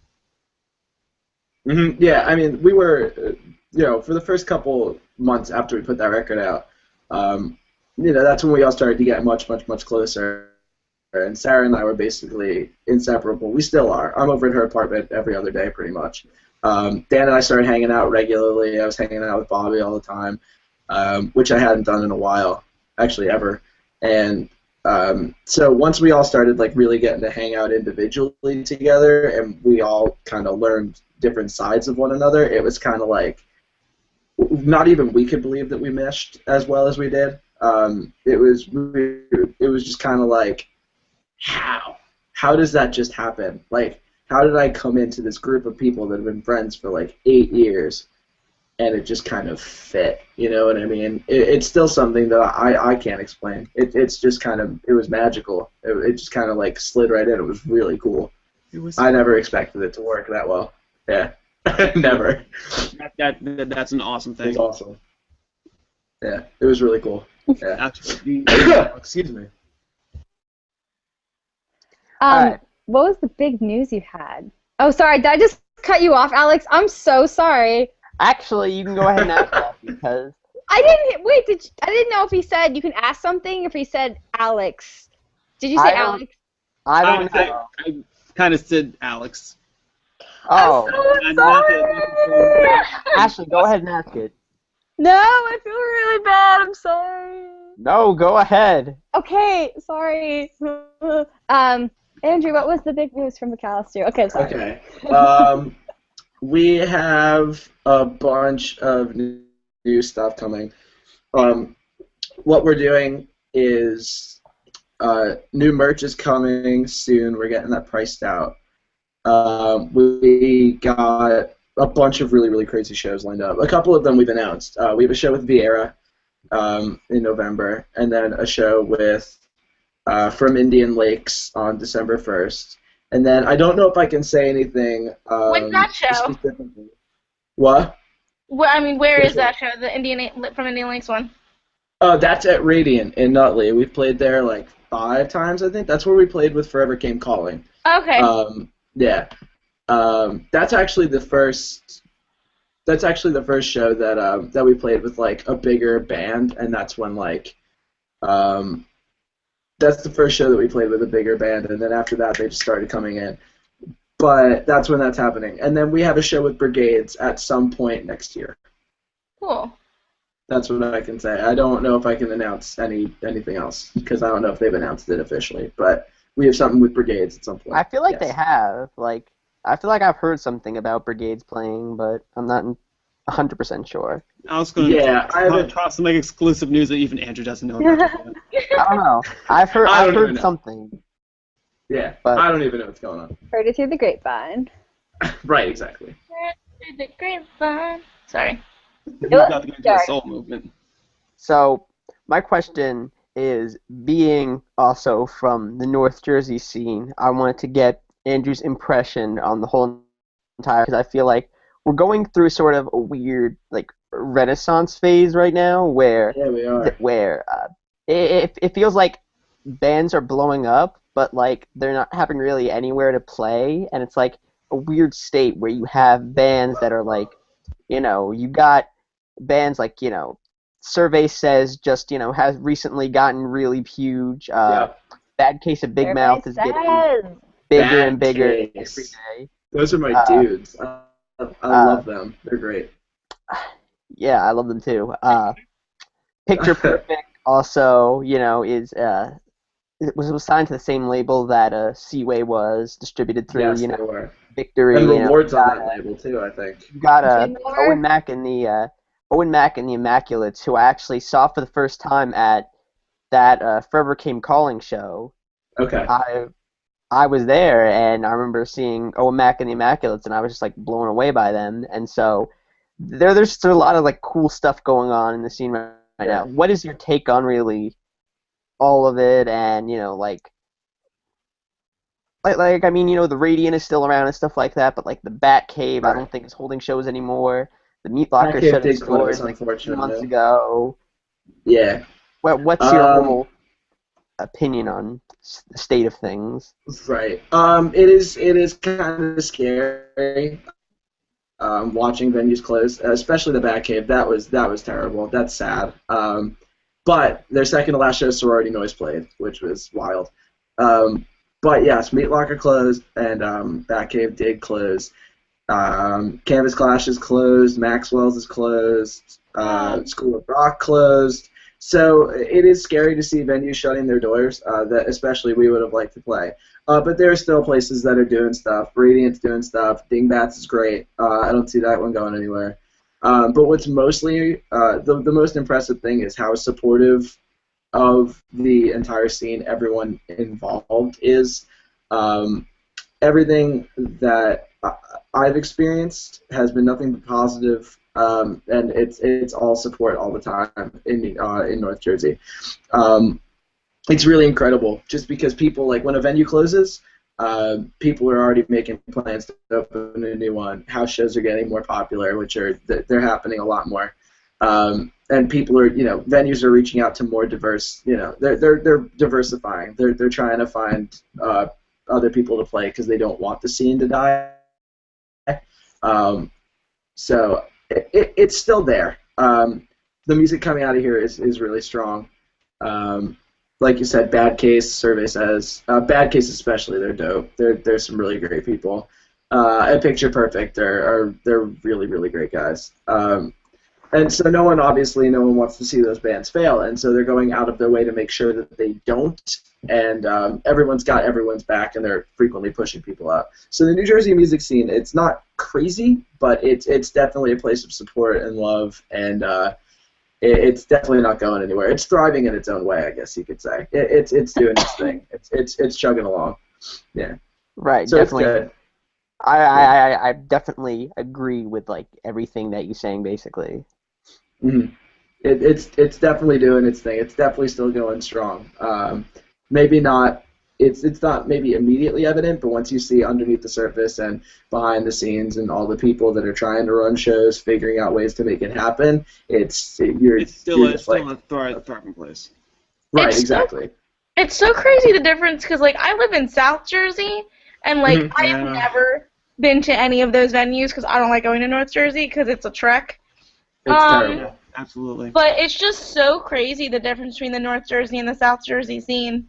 Because it's hard. I do know like further south, like in the Atlantic City area, we have like the Shed. Paul Brown does the 17 days to 7 shows, which is like one of the prominent ones we have down in A City. Going more towards like Vineland, what was the biggest one we had out there was Hangar 84. Oh, I miss Hangar. No, right? Mm-hmm. And other than that, over in each Shed, I think I said the Shed. But the more South Jersey scene compared to the North Jersey scene, like if you were to lump in Philadelphia, like that's where most of the kids would have gone for all the South Jersey scene. And I think that they've been relied on that, in which it hasn't really been exempt. The word exemplified, I really don't think that's the word I'm looking for, but it's been way more prominent up north than it has been down south. And the weird thing is that like even the state's not all that big to have that huge division, because like I don't even know anything. Well, I mean like to an extent. Right. Yeah. What's crazy is like in Central Jersey, and it's great that you said it's split, because that's exactly what it is. You have North Jersey, which is ridiculous. ridiculous. You have South Jersey, which is like it's doing its thing, but then you got Central Jersey, and it's a ghost town. The bands that are in Central Jersey either go to one or the other, depending on which venue they like the best or which promoters they work the best with. So because I have to. Right, exactly. So you'll have bands like Pines. I forget exactly where they're from, but they're about an hour from me. And they played with us with Forever King Calling, and they made that trek. Losing Streak is from that area. They're about an hour from us. In Our Glory is from Union. A Bad Case of Big Mouth is from Harrison, so they're a bit of a trek. But all of those bands are playing up in North Jersey just because that's where they have their connections. But then you have other bands that are making the trip frequently down to Atlantic City, Sayreville, Freehold, all that kind of stuff. Atlantic City was actually, it wasn't like, it was far from a packed show. Our audience was the other band that we played with, Real Talk. They're great. They're awesome guys. Joey Maluski, shout out. Shout out Real Talk. Maluski. Shout out to, I go to school with him. He's in my major here. He's in London right now, so I doubt he's seeing this live right now. But Joey, you are my pop punk baby, and I miss you. Please come home. Yes, shout out Joey Maluski. He's great. They're actually, when we played Atlantic City, we forgot all of our cables and pedals at the house that we were staying at. And so we got there, and once we realized our cable bag was not there, we panicked so hard in the parking lot. But then I was like, oh, wait, Real Talk is here, and they're my homies. Hold on. And I go in, and I was like, hey, can you guys help us out? Can we borrow some stuff? And they were like, what do you need? And I was like, everything. All of this stuff, cables, everything. And he was like, all right, we got you. Do you need amps? Do you need heads? Do you need anything? I was like, no, we managed to bring those, but just give us all of your power supplies, everything. Everything for the headers, for all of it. And they were like, all right. So Real Talk helped us play that show. They went hard. They were moshing with each other on their own on an empty floor in Atlantic City. So they alone made the drive worth it, and that's why I love those guys especially. Where did you play in AC? We played at a place called Le Grand Fromage. Did Donnie do the show? Had to. Yes, Donnie did do the show. Yeah. Little House. Yeah, that was Donnie. Yes, Little House Booking. That was Donnie. She's great. Yeah, and it's weird because it's as long as the strong promoters. There's only two in the area that I can know. It's Donnie and 1787. Because I mean, yeah, and then Asbury Park's like the big one that I know in Asbury Park, at least the one that's making a lot of moves, is Christine Fiola. She's doing great. She's bringing in acts. She's booking big dates, big events. So she's doing great. Dark Horse Booking is on the rise. So watch out. They're great. Yeah, she's awesome. We're gonna have to pick some North Jersey scene and bring it down here to try and. Because I mean, we have the bands, we have the interest. It's just needs to get stronger. We need to bring more bodies out. Right, exactly. I think it is true, especially what you say about Central Jersey, because I think there was only one time that I saw one big show in Central Jersey, and it really wasn't that big of a show. I mean, like, the acts were big, but it really wasn't, like, promoted all that, like, super well. It was in Middlesex at, like a Harley Davidson club or something, like a clubhouse for, like, bikers. They had With the Punches, mixtapes, and Mikey Erg. And that was... Central Jersey doesn't exist. I don't know what you're talking about. That was, like, that was a great show just because, like, I got Mikey Erg play, like, you know, all, like, the old Erg songs and shit like that, and I love the Erg, so... They're great, dude. Wow. With the Punches, rest in peace. How's it already been a year since they disappeared? That's crazy. Oh my god. Man. We're all about to have The one thing I love about when anyone mentions With the Punches, like, especially like just like among Babetalk or at least like in Defend Pop Punk or anything, anytime somebody says With the Punches, everyone immediately is like, oh my god, I miss them. Like, pour one out for the homies. Like, rest in peace. Everyone. It's like they were royalty. Right. I just they were so and the band that actually is becoming like that for me, and I know they're doing the Man Overboard holiday show, is I Call Fives. Them. Yo! devastating. And they're from Washington Township, which is where we're from, which is crazy. Well, Yeah, they are. I think they went to Westwood. Yeah. Why not? What? Yeah. What? Or at least their vocalist is. I don't know if the rest of them moved to where they are. No, they are from Washington Township because my boyfriend actually, his brother is really good friends with all of them. But I didn't know you were from, so you're really close. Oh yeah. I don't know why I thought you were from North Jersey. I don't know why. This entire time I thought you were from North Jersey. I am. Yeah, Washington Township is North Jersey. Yeah. And there's Washington Township in South Jersey too. Yeah. No, I'm done. I'm so done with New Jersey. I'm like, wait, no, I'm pretty sure it's me and Shayna holding down the South and holding down the South. Hold on. I'm officially done with New Jersey. Underground. I'm leaving. Bye. Bye. I'm so done with New Jersey. Oh Lord. I'm the only one on this panel who's not from New Jersey. It's okay. So we're gonna just dismiss you from the talk. Hi, Ashley. Mute her again. Ouch. Ashley, you had a question, right? Well, I just wanted to say I know we have a lot of people who are in bands who watch Babetalk. So one thing I wanted to say is because I first got introduced to Andrew when he submitted McCalister for a Property of Zach showcase. And like literally, I kid you not, like the first song which was Ageless Youth. Wow, I could not say that. Like literally, doesn't happen often. It was love at first listen, and that's really, really rare considering I go through at least like 40 Blink-182 copycat bands a day, like a lot. So seriously, it was really great.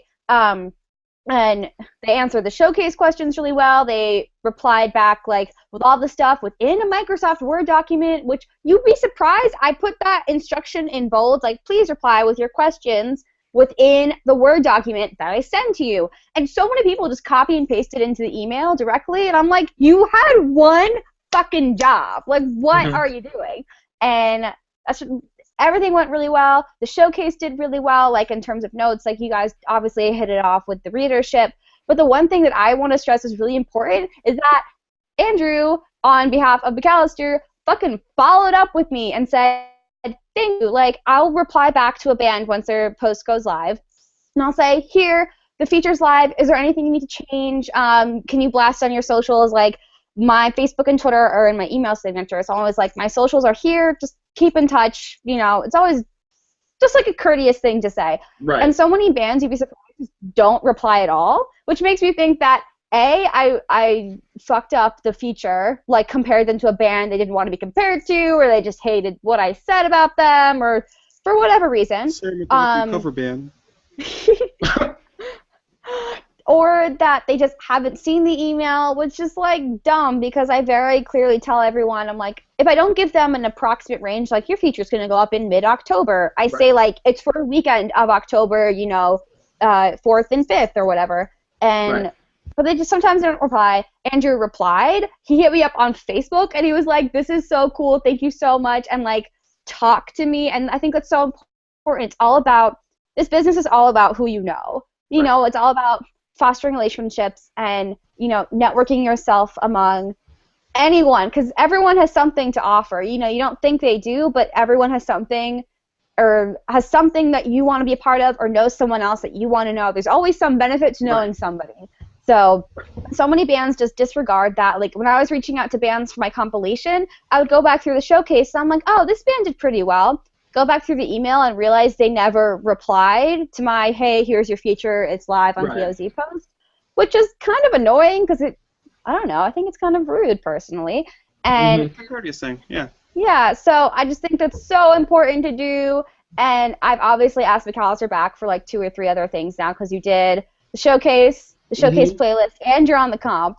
So that's really cool, and I think that's important because bands, or anyone really, like I benefit from knowing Andrew because not only is Andrew like a kick-ass guy and a really good friend and a really good person, praises right now, But it's beneficial because, like, hey, that's another band that I wouldn't have known otherwise. I wouldn't have really kept in touch with. And granted, like, I love the music. I would have listened to that regardless. But, like, it's cool to follow. Like, I have that relationship now with McCalister, which I think is really cool. So I just think it's an important thing that everyone should know. And Andrew did a very good job. And dude, it's incredibly important. I mean, thank you. But it's so important. When I talk to people and I try and follow up, I always make sure that everything is as clear and concise as possible. So you spelled my name right. So when people get that wrong too, like it's spelling your name wrong. Yeah, okay. No. Here's the thing: people say ASHELY, which isn't like if someone said email this person Ashley and the email was like info@propertyofzach or showcase@propertyofzach, which is a valid email, I think.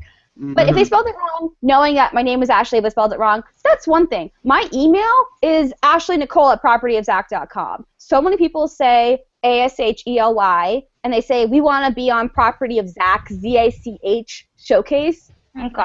And we have like a team-wide rule that if someone gets their name spelled wrong, or if they spell Zach's name wrong, that we delete it.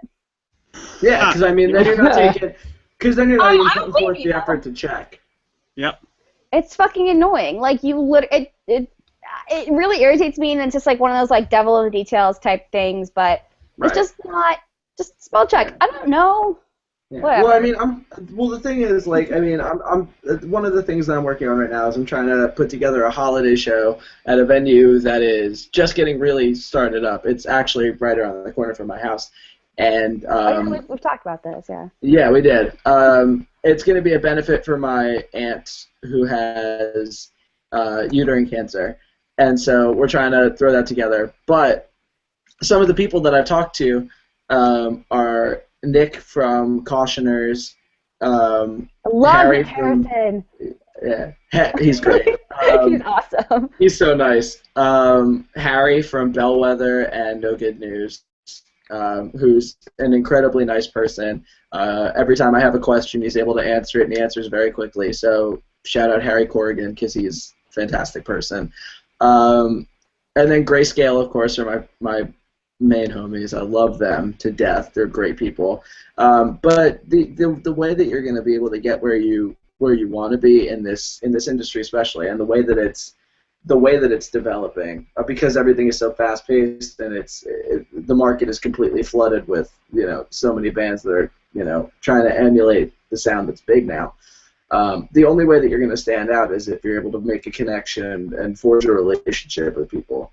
Because if you're not taking the effort and if you're not showing any initiative, if you're just trying to, actually Zach tweeted, which was one of my favorite tweets that I've seen recently. It was, thank you for accepting my friend request 30 seconds ago. Here's, a 5-paragraph essay on what I'd like for you to do. Try again. Like you to do for me right now. And that's entirely accurate. I see it all the time. We will, someone will friend request me, and I will accept it, and then 30 seconds later I'll get a message going, hey man, thanks for accepting my friend request. I checked out your band, really great. If you want to throw me if you want to throw my page a like back, that'd be great. And I'm like, dude. I get that all the time. Literally might just be like an aimbot. Okay. Right, exactly. We got a message, and it was Bobby's absolute favorite ever. And I actually kind of want to pull it up because it was hysterical. But like, it was the definition of, hey, I didn't really make an effort to send an actual message to you. Here it is. It says, hi, parentheses, name here, close parentheses, is the first 3 words of the message. So, and he wants to, hi, parentheticals, name here. Hi is in all caps, and here is capitalized. I can across your site and wanted to write you quickly and tell you about my company, Gallery. And then he goes on about all of the stuff that he's going to do for us and design all of our stuff, and you can control the prices and retain all right to your work, and it's just, the grammar is all over the place. It's just one of the most atrocious messages I have ever seen. It sounds like he's just like too busy to actually do the math himself, so he just gives it to us. I hate that shit so much. And the worst is when someone messages you not only like 30 seconds after the friend request is accepted or whatever, but when they don't, like, so what was that sentence? When they don't have a Splur. Stop. It's Splur. That's what Splur is. Yep. They don't have a call to action. That's something that really irritates me. Because it's one thing to say, when bands, like a bunch of bands message me in that copy-paste email, like, hey, Ashley, I just wanted to hit you up and see if we can get on Property of Zach. And they always ask for reviews. And I'm like, that's not what my name is listed under. And people come back to me, like, they say, like, especially previous showcase bands, and they ask, and that's legitimate because clearly you have some sort of a relationship with me, so I get that. But they ask for reviews, or they just say, hey, why don't I teach you about this band? And there's a huge copy and pasted, like, press release and a bio and all these links, and it has nothing to do with our website. Like, nothing to do with anything. I don't know this person, and I get added to all these dumb mailing lists, but people just, like, have no, like, specific, like, if someone says, hey, this is my band, here's the press release, we're really interested in Showcase, or some bands will just be like, hey, like, we wanted to get on the site, and I'm like, sometimes I don't even reply to them. If the music isn't good, I just don't reply at all, because I'm like, you don't know what you want, you don't know what you're doing, you don't know who to ask for any of these things, like, it's just not the right way to go about it, in my opinion, so it's just... Right. And I mean... go ahead. Well, it's just going back to like the original thought. Like people think that it's a cute thing too. Like I received many a message and people are like, "Hey, I'm just sending this message out to everyone. Go look." And it's like, well, chill. Like there are ways to do it. Like Facebook, even like especially like the kids that want to do it over Facebook. Facebook literally gives you the tools to invite your friends, or if you want to go ahead and give sponsored posts. Like there are channels that you can go through, and if you're serious about your band, like I've taken a look through many different ways to promote the page, just some back end stuff, and like promoting something as little as $5. In the difference between no views to the posts that you have, and then posts, views, and engagements. Like it's simple as shit, and like kids just look at it like they're still on MySpace, and they're just here, literally take everything. And it's like, relax. We're in a new era. There are ways to do this, and you need to learn. And we can tell when you use those tools incorrectly. Like people who add you onto like, it says "Dear Editor" at the beginning of the email, but it's like BCC and like 50,000 emails. Yeah. So like like you first of all like I'm not. Well, I'm the showcase editor, but I'm not the editor you're trying to reach. Like, let me just tell you that I'm not the person you're trying to reach. Trying to talk to Eric Van Reenen, that's not me. Sorry about it. Not sorry about it. Eric's gonna get so many emails now. You do what? Eric's gonna get like so many emails now. Eric is the best, though. The one thing that I have to say, the way that I have gotten and found success and gotten responses from people I wouldn't expect responses from, always, and I cannot stress it enough, if you are contacting someone, first of all, don't CC 1,000 other people that have the same position as them. Looks 2, awful. It's the worst. Always, it looks horrendous. 2, always ask permission before you submit things. If you are just sending emails that are saying, here you go, here's all of my stuff, I haven't really introduced myself, say, here's my deal, brief summary, are you looking for anything for this? If so, I would love to submit our information. I can provide EPKs, demo link, whatever you might need, but let me know first. That way I'm not filling up an inbox, I'm not spamming with a bunch of links. Always make sure that they are looking for the stuff that you want to submit beforehand. That way, if they say no, you're not wasting your time, you're not looking too pushy, you're not looking, unprofessional by just doing, what you might do for a million other people. Always personalize it, always look at their interests. Right.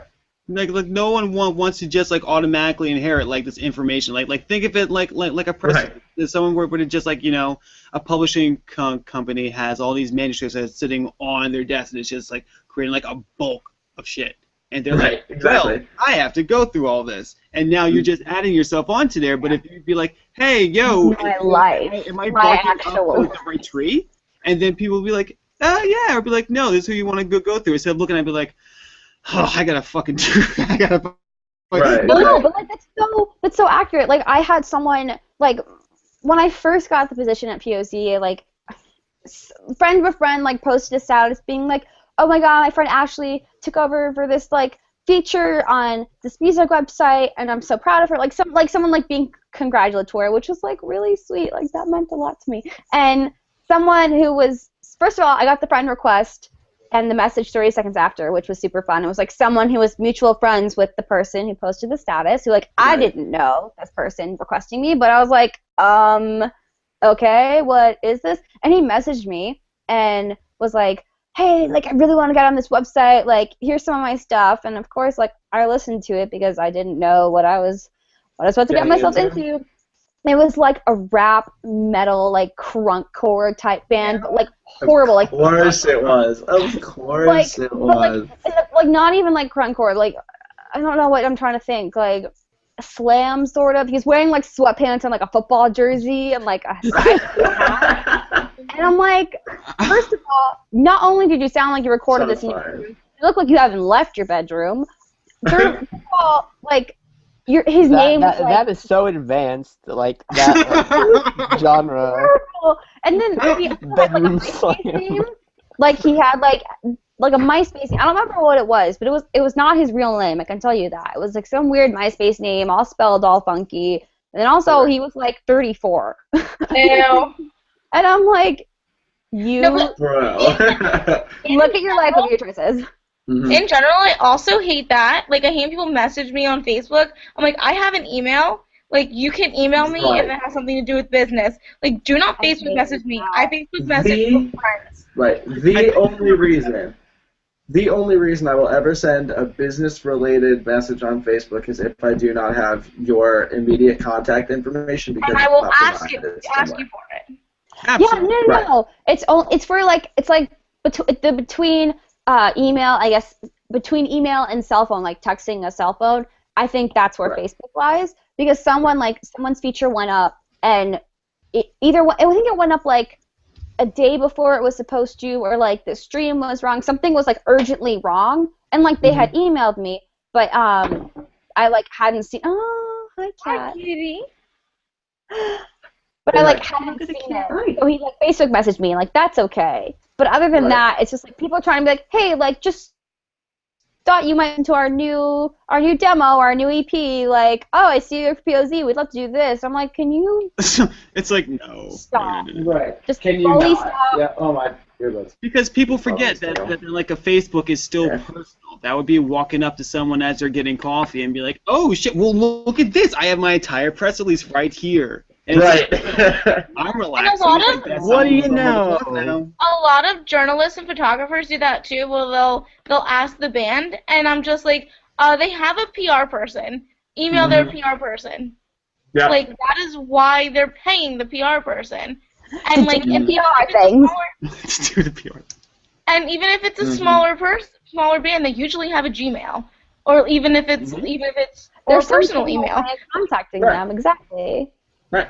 Exactly. Like, I think I remember like Zach Derillo like releasing on a Kid in Defend Pop Punk group. I think he was saying like, yeah, if you ever send me anything via Facebook, like I will never ever get back to you. But it's so true. Like even when I need to like hit him up about something, I do either like I use Gmail for like to keep things in like threads. So if I'm talking, we have a email thread about a specific feature, I just email him because it just keeps everything streamlined. But if I have a generic question, I'll hit him up on Facebook, and I'm still intimidated to do that because I feel like he must be getting like 5 bands a second being like, hey man, sorry to bother you, but we really love you. And then he just looks at Ashley Nicole. He's like, what? Oh yeah, I can do this. Yeah. So like it's just. Hey, sorry to bother you guys. Oh, that email there. That's the one thing that really irritates me. It's like, sorry to bother you. It's like, well, you're doing it anyway, so. Obviously you're not that sorry. Right, exactly. Yeah. And even when you're sending a Facebook message like that, please check your grammar, check your capitalization, check punctuation. It's so important. I know you're gonna love us. It's like, dude, it's. No, you're not. No. My what's going to love you? I'm confused. My what? We I can be appreciate like, what no. you do for us. Mm. Like, Right, that's a big exactly. Like, I don't care what you can do. What are you going to do for me? It's hate like, Right. it's like I love how they Business shit. try to like reach out to you when they're like, hey, I know you're your fan of like Oh my stories god. so That's far. another thing. That's I another get thing I so love. many of them. Hate Terrible. that. It's like, so hey, much. you like It's not like my other Far filter, but or Neck still. Deep or something, so you probably will like our band. Mm-hmm. There are It's so like, many bands. now I don't. Now, like, the one thing is that sucks. Now is, I okay, don't. Yeah, I understand the hustle. I understand, like, it's hard to get people to, like, find your band. I understand you have to be on the grind. But, like, it's just, That's not the way. that's such an it's such an irritating way to go about it. It's a It's an very immediate forced, turn off. immediate turn off. There's It's very so many inorganic. outlets online. Like, there's a better way. Mm-hmm. Absolutely, and then you look at the bands that they're comparing to themselves to, when it's like, the Forerunners, and like the most staple bands you could think of. Well, I we mean, sound I see. Yeah. Knucklepuck and Blink-182. If I see Not- one more, love You them. don't sound like if I see one more of the story so far, the Wonder Years, we sound like Oh my god. I And can't. first of all, the Wonder Years and the stories so far sound nothing alike. Nothing alike. Correct. They're in two different brackets completely. I Right. did the math. I did math about this. We have for Showcase, there's a submission form, like a Google form, and it goes through it goes into like a Google spreadsheet, so everything gets in there. And I like did like Control F and like found all the Blink-182 references. Literally, like 25% of them said they listed Blink-182 as a reference. That's if they spelled it correctly. At least 25% listed Blink-182, and I haven't done the percentages, but like the other frontrunner bands were, it was Blink-182 for sure. Newfound Glory. Newfound Glory, Story So Far, a couple Fall Out Boy, a couple Say Anything, and I Say think- Anything. That's a huge name to drop. If you're gonna say Yeah. bands and of. a few Yeah. Knucklepuck ones, and I feel like they only dropped Knucklepuck because of Zach. Like, if that's the thing that sucks. The one that You're gonna drop Knucklepuck and think, oh, Zach Cirillo works with Knucklepuck, so if we say we sound like Knucklepuck, he's gonna like us. I'm like, he's not gonna want a Knucklepuck. That's not how it works. He has Knucklepuck. Like, he doesn't want you. He literally has Knucklepuck. He doesn't need a poor man's Knucklepuck too.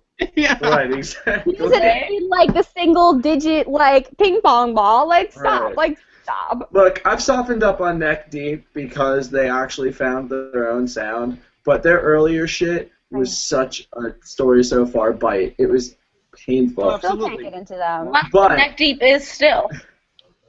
the thing is, like, I looked at it and I was like, if I wanted another story so far, I would have asked for it. Or know you what would I just mean? go Like, listen to Neck Deep. Right, exactly. Like, Sorry, I I'm can't. real bitter about it. Like, they really they do nothing for me. But what's really hard though is that like you have all the big bands that are coming out, and then like once all these kids coming out, going back to the point that Andrew had made, it's easy to kind of get a band together and then be like, we have shirts, merch, CDs, and a band camp, and then all of a sudden, whoa, fuck, we're in a band. Everything. And they're a generic friends copy of pretty much everything that's being put out, and it's like, And that's not what being in a band is Right. about, and that's what people are starting to think. No, it's not. and No, then, it's not. And then there The thing are with- articles that come out to kids warning against touring, because these kids are like, oh, I can tour too, and then all of a sudden they find themselves like doing nothing with it and not really liking tour, and then they'll be like, tour really doesn't do anything for us, when they really don't realize what actually goes into touring, Right. why people tour. First of all, they should draw some type of crowd before they go and tour. Right. And even with going on tour, that's another way that you can get yourself out there. Yeah. Andrew. The thing that really makes me so mad is because that's not English. The thing that makes me really, really, really frustrated is we've all collectively been playing music in different bands for 8 years now. So like where we are, it's not like a bunch of kids just like, let's pay for everything now. Like, let's get all of our merch and CDs done now so we have stuff for our first show. You know what I mean? Yo. Like, all of this, it took so long for us to learn how this works and how a show is run and what we need to do to prepare and all of this other stuff. And it sounds corny, but what it means to be in a band. It's not just going and like, you know, I want to be a picture on Tumblr. It's very, it's there needs to be something behind it that's more than that. You know what I mean? I want to be a picture on Tumblr. I'm not sure if you guys remember who this band is, but there was a band called like Drive A or something that used to buy onto every single big tour. They toured with My Chemical Romance. They bought onto that. Right. And, Against the current. Yeah, and the same thing with this band that whatchamacallit, Sandlot Heroes or whatever, who like Sandlot Heroes. They bought onto the Wonder Years tour with a yellow card. Ouch. Yeah. I remember that. But I think it's funny when like a lot of these bands like, you know, like they have like their rich parents like bankroll them on like their misadventures, and it's like you see them and they all come out wearing like this, they all come out on stage. I won't, but I could go on. Stay professionally unprofessional, Andrew. Right. They all come out on stage like wearing the same outfit or whatever. I hate it. I think that's such a terrible gimmick to have. I think it's the same like. When I say that, I'm like, it can't be comfortable to play in a three-piece suit. It just can't be. Yeah, with the same like anticlimactic sure like synth music to play. It's like where it's like oh wow, everybody, you know, must be getting so hyped that, you know, they're hearing like, they have like pre-record like gang vocals, like pre-recorded gang vocals, so it sounds like, you know, there's like 25 bazillion people like chanting this band's lyrics, but it's really that's a thing? just the five of them. Yeah, dude, people just playing with background tracks is that's what it is. That is advanced gang vocals. I've never in all my time so uncomfortable to be in a room like that. I've never heard pre-recorded gang vocals. That's crazy. I hope you never have to. It's I hope I never have to either. That's something I don't ever want to experience. It's awful. But it's really cool when we have bands that, like, you know, go out there, they know what they're doing, they're solid within their own shoes, and they're kicking ass doing it as well. Well, that's like some of the other bands that we have showcased around here. They're not like little clones of individuals that want to. Right. Like Andrew had said, and like this really has resonated with me way more than anything that, well, not way more, but I don't want to be another picture on Tumblr. Mm-hmm. There are many kids that look at the Tumblr, that look at Tumblr core and like, oh, I can do this. They do it for likes. So some kids stage dive for likes. I was certainly one of them when I was going to defend pop punk scenes. Shooting for photographers, doing the posse jumps with the guitar so that the camera hits it just right, and then also you got and then they make it into a GIF. There are bands that are doing this without keeping this in mind, and they're still kicking ass, and they're doing it with their own mindset, with their own sound, their own style, and those are the ones that need to be showcased before these other bands that have and that's why from a song title. I really wanna, because I promised him I would do it. But he's a really, really good friend of ours. Do you guys remember Veara High? Yes! Oh, Veara High was the best. Okay, he's gonna love that. Okay. Their frontman Steve is the guy that produced both of our records. No way! He's our dude, and he's got a band called Roberick, and it's his solo project. But I saw them for the very first time on Friday, and just like the music was so tight. Oh, I'm sorry, Ashley. Are we keeping you awake? Oh my God. Okay. I've been up since 7 a.m. So we are well over. Andrew, go on. Yes, I'm Ashley. I love you. This guy, he's just one of the most talented, hardworking musicians that I know, and it's so frustrating seeing bands like his not get the attention that they so deserve. I mean, Steve's been playing music for God knows how long. I couldn't even put a number on it. He self-produced the entire record. He wrote it over 2 years because he was teaching and doing so many other projects. And just seeing all the work that went into it, it's just so incredible to listen to. The styles that are all over that album. I mean, if I had to put one band on it, take you, me, and everyone we know, circa some things don't wash out, and blend it with ukulele, horns, a bunch of other really crazy shit. I've never seen such a tight band. Actually, Jasko from Veara High is in it. He's playing bass on it. But it's just I can't pitch him enough. He made one of the best albums of this year. It's incredible. It's called 1234. I haven't heard anything quite like it, at least in our genre and in our scene. It's just one of the craziest sounding. It's just the sprawling soundscape of like. I can't even describe it, but the dude's production skills are ridiculous, and just the fact that he's able to write all of these instrumental parts, all of these lyrics, and self-produce his own album, like... That's awesome. That's really That's really self-sufficient, too. That's mind-blowing to me. The thing that's, like, so cool about all these, like mid-2000s, early 2000s, like, bands, especially, like, bands that came up in the Jersey scene that I found, like, you know, when you got, you know, like, Veara High, and Red Light, Green Light, and Houston Calls. Wow, yeah. Houston Calls was my very first local show. Their very last show was the very first show that I ever went to. Oh, shit. Circle of life, circle of scene.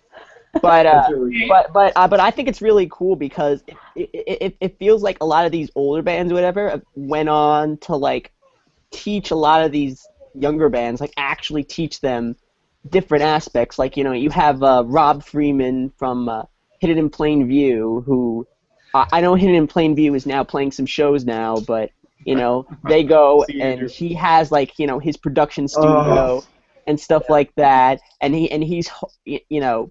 For a while, he produced some pretty big records, if I'm not mistaken. Ace Enders too. Yeah, Ace is doing some stuff. And yeah, you have Ace Enders, obviously. I know that I'm not sure if anybody remembers this, but Jetlag Gemini, who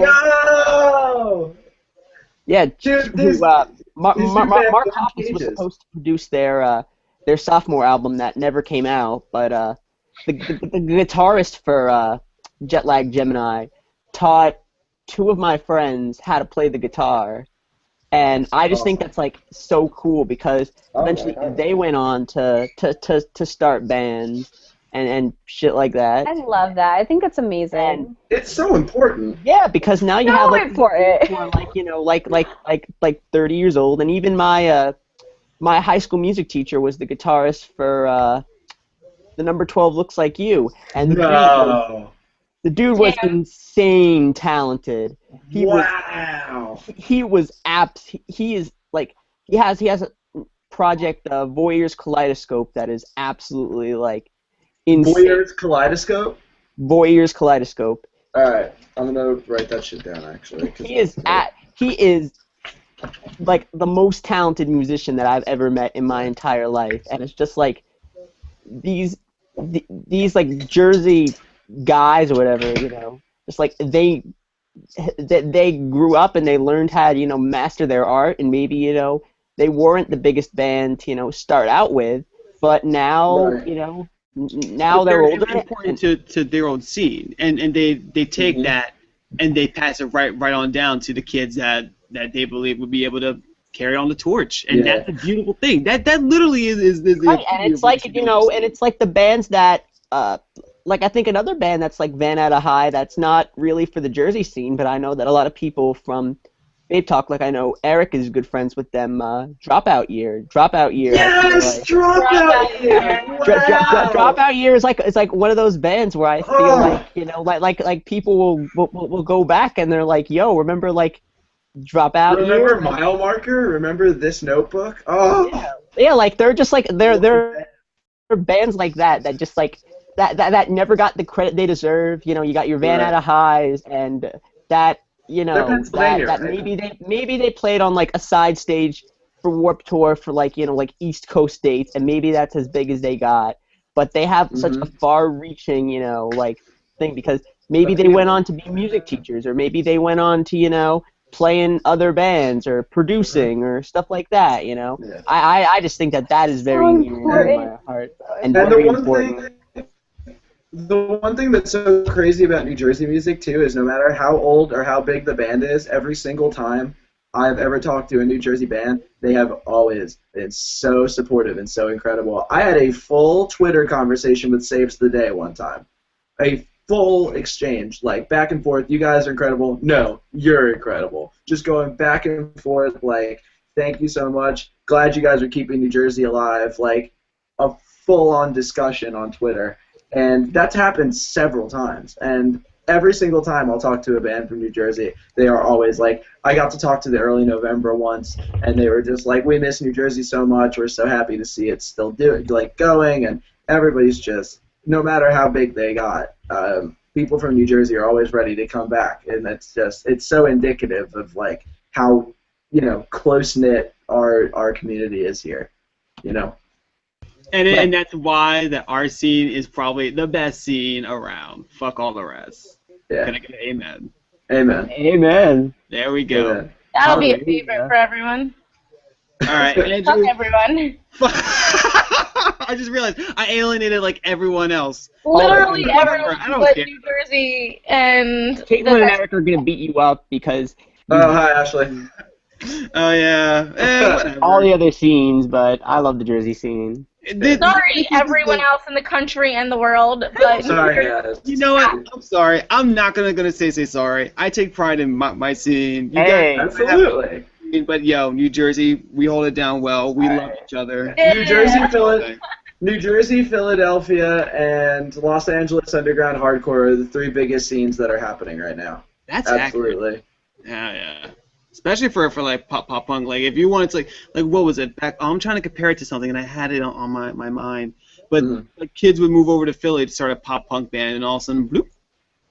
Right.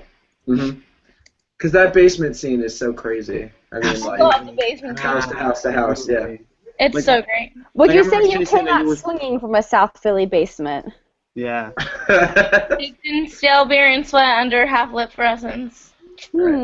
That's Like, one of my I remember you were saying about the Golden Tea House, and yeah.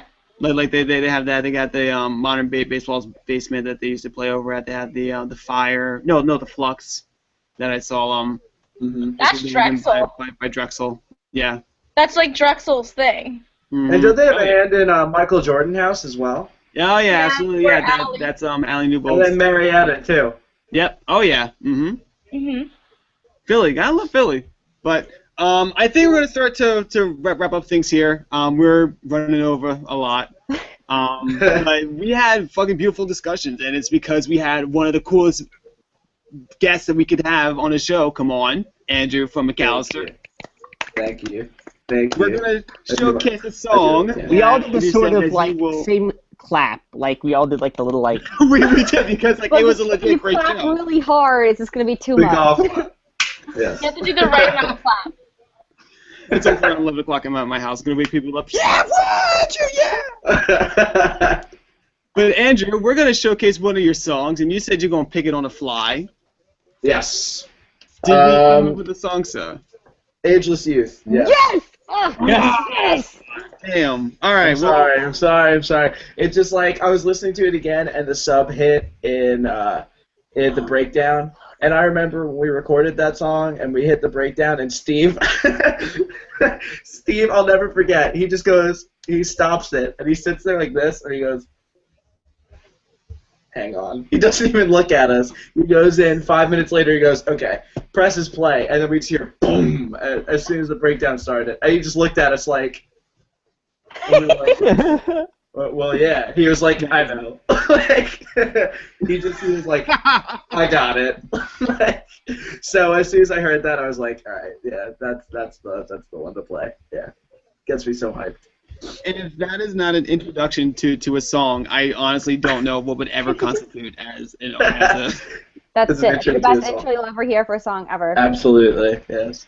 So we're gonna kick this bitch off with "Ageless Youth" by McCalister. As soon as I get everything set up, which should be in like 3. Two. Did you just forget what came after? No, it was supposed to be like really smooth, and I expected Right. one of you to like finish it for me. Whatever, you guys all. We're not telepathic, Ollie. We're not twins. This was...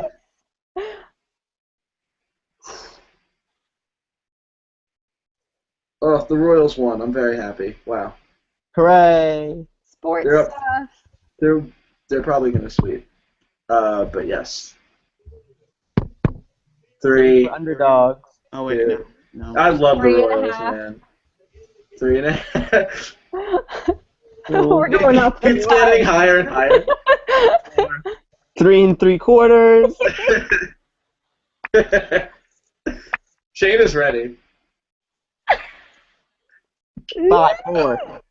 2 2 2 2. 1.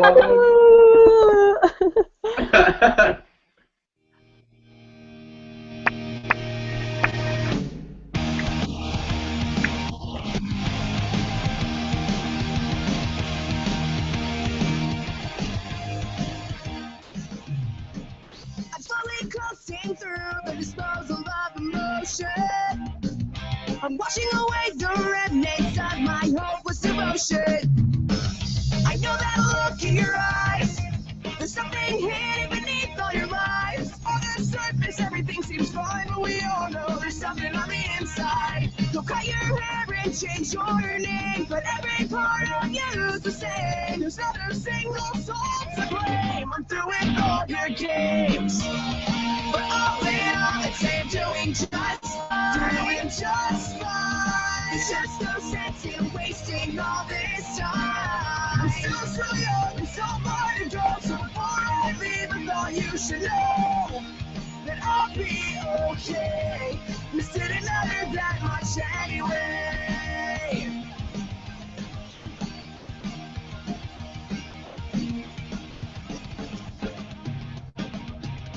In retrospect, I can't say I didn't see this coming. If I'm being honest, I was just consumed with nothing. I'm looking for the finer things, though I don't know what they'll bring. Anything can happen, which alone surpasses everything. But all in all, I'd say I'm doing just fine. Doing just fine. There's just no sense in wasting all this time. I'm still so young, but so far to go. So before I leave, I thought you should know that I'll be okay.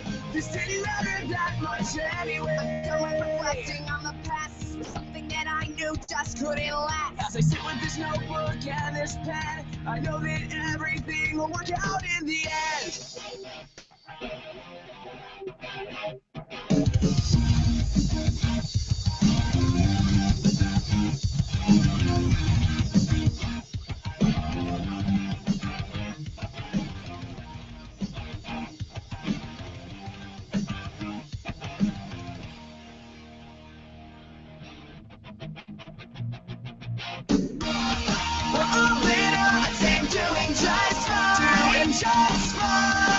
Just no sense in wasting all this time. Still so young, so far to go. So before I leave, I thought you should know that I'll be okay. All in all, I'd say I'm doing just fine. Doing just fine. There's just no sense in wasting all this time. Still so young, so far to go. So before I leave, I thought you should know that I'll be okay. This didn't matter that much anyway.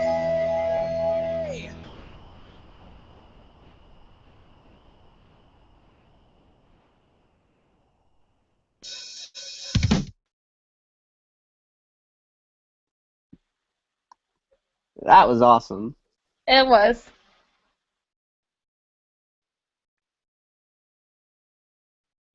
Honestly, Yeah, that was really awesome. Yeah. All lane shit. I love you like bobbing your head at the beginning. That was my favorite part. Ollie was just kind of like Yeah. side to side. He's like, yeah. Yeah. But this is absolutely fantastic. I am so thrilled that Ash and Nicole had. Oh, Ash, why didn't you unmute yourself? What are you doing? You didn't give her permission to speak. Oh, excuse me. Actually, you may speak. Whoa! Wow. Whoa. I didn't realize. But actually, look at me, the Okay, no black one man knows. telling the white woman what to do. Man, times have changed. We actually wouldn't have McCalister on the show if Ashley Nicole didn't insist and insist and insist. And her insisting had actually paid off really well, because I think that has been, like with each show, we're just getting, like, great, like, every band we have got on the show has been quality and beautiful. And I with love each all show, the bands. all the bands are fantastic, If and I we're could just take all the bands and, like, let them run out in some forest somewhere like puppies, I would. we're all gonna buy like a puppy. No. And puppy mills. at that time, we should, I was gonna say we should make a puppy mill, but That's not the right. no. And then name awful like each dog, but the bands that came on the show. Mm-hmm. But I don't realized know, that we don't support puppy mills. No. On that note, we on that note, we came out negative, ended egg negative, and there was some positive stuff in the middle. Sounds like a perfect show. yeah, it's a beautiful show. Anyway, all Fun right. times were had. What? Wait, what? We laughed, we cried. Fun We times laughed. were had. We cried. I'm pretty We sure wept. we're all better now. Yes. We were a little disturbed. We were a little disturbed. It started off a little rocky. Anyway, but that's Babe Talk. That's Babe Talk for ya. That's Babe Talk. Andrew, we again thank you for coming on the show and sharing your Absolutely. insight and how McCalister works, and we're looking Absolutely. fucking forward to everything that you guys are doing, and we will keep Thank you. tabs for our fans and get everyone over to you when we can. Awesome. Yay. Beautiful. All right, Thank so you. from everyone here at Babe Talk, I'm fucking casting out. Night, guys. Bye. Bye. I will see everybody later. Yes.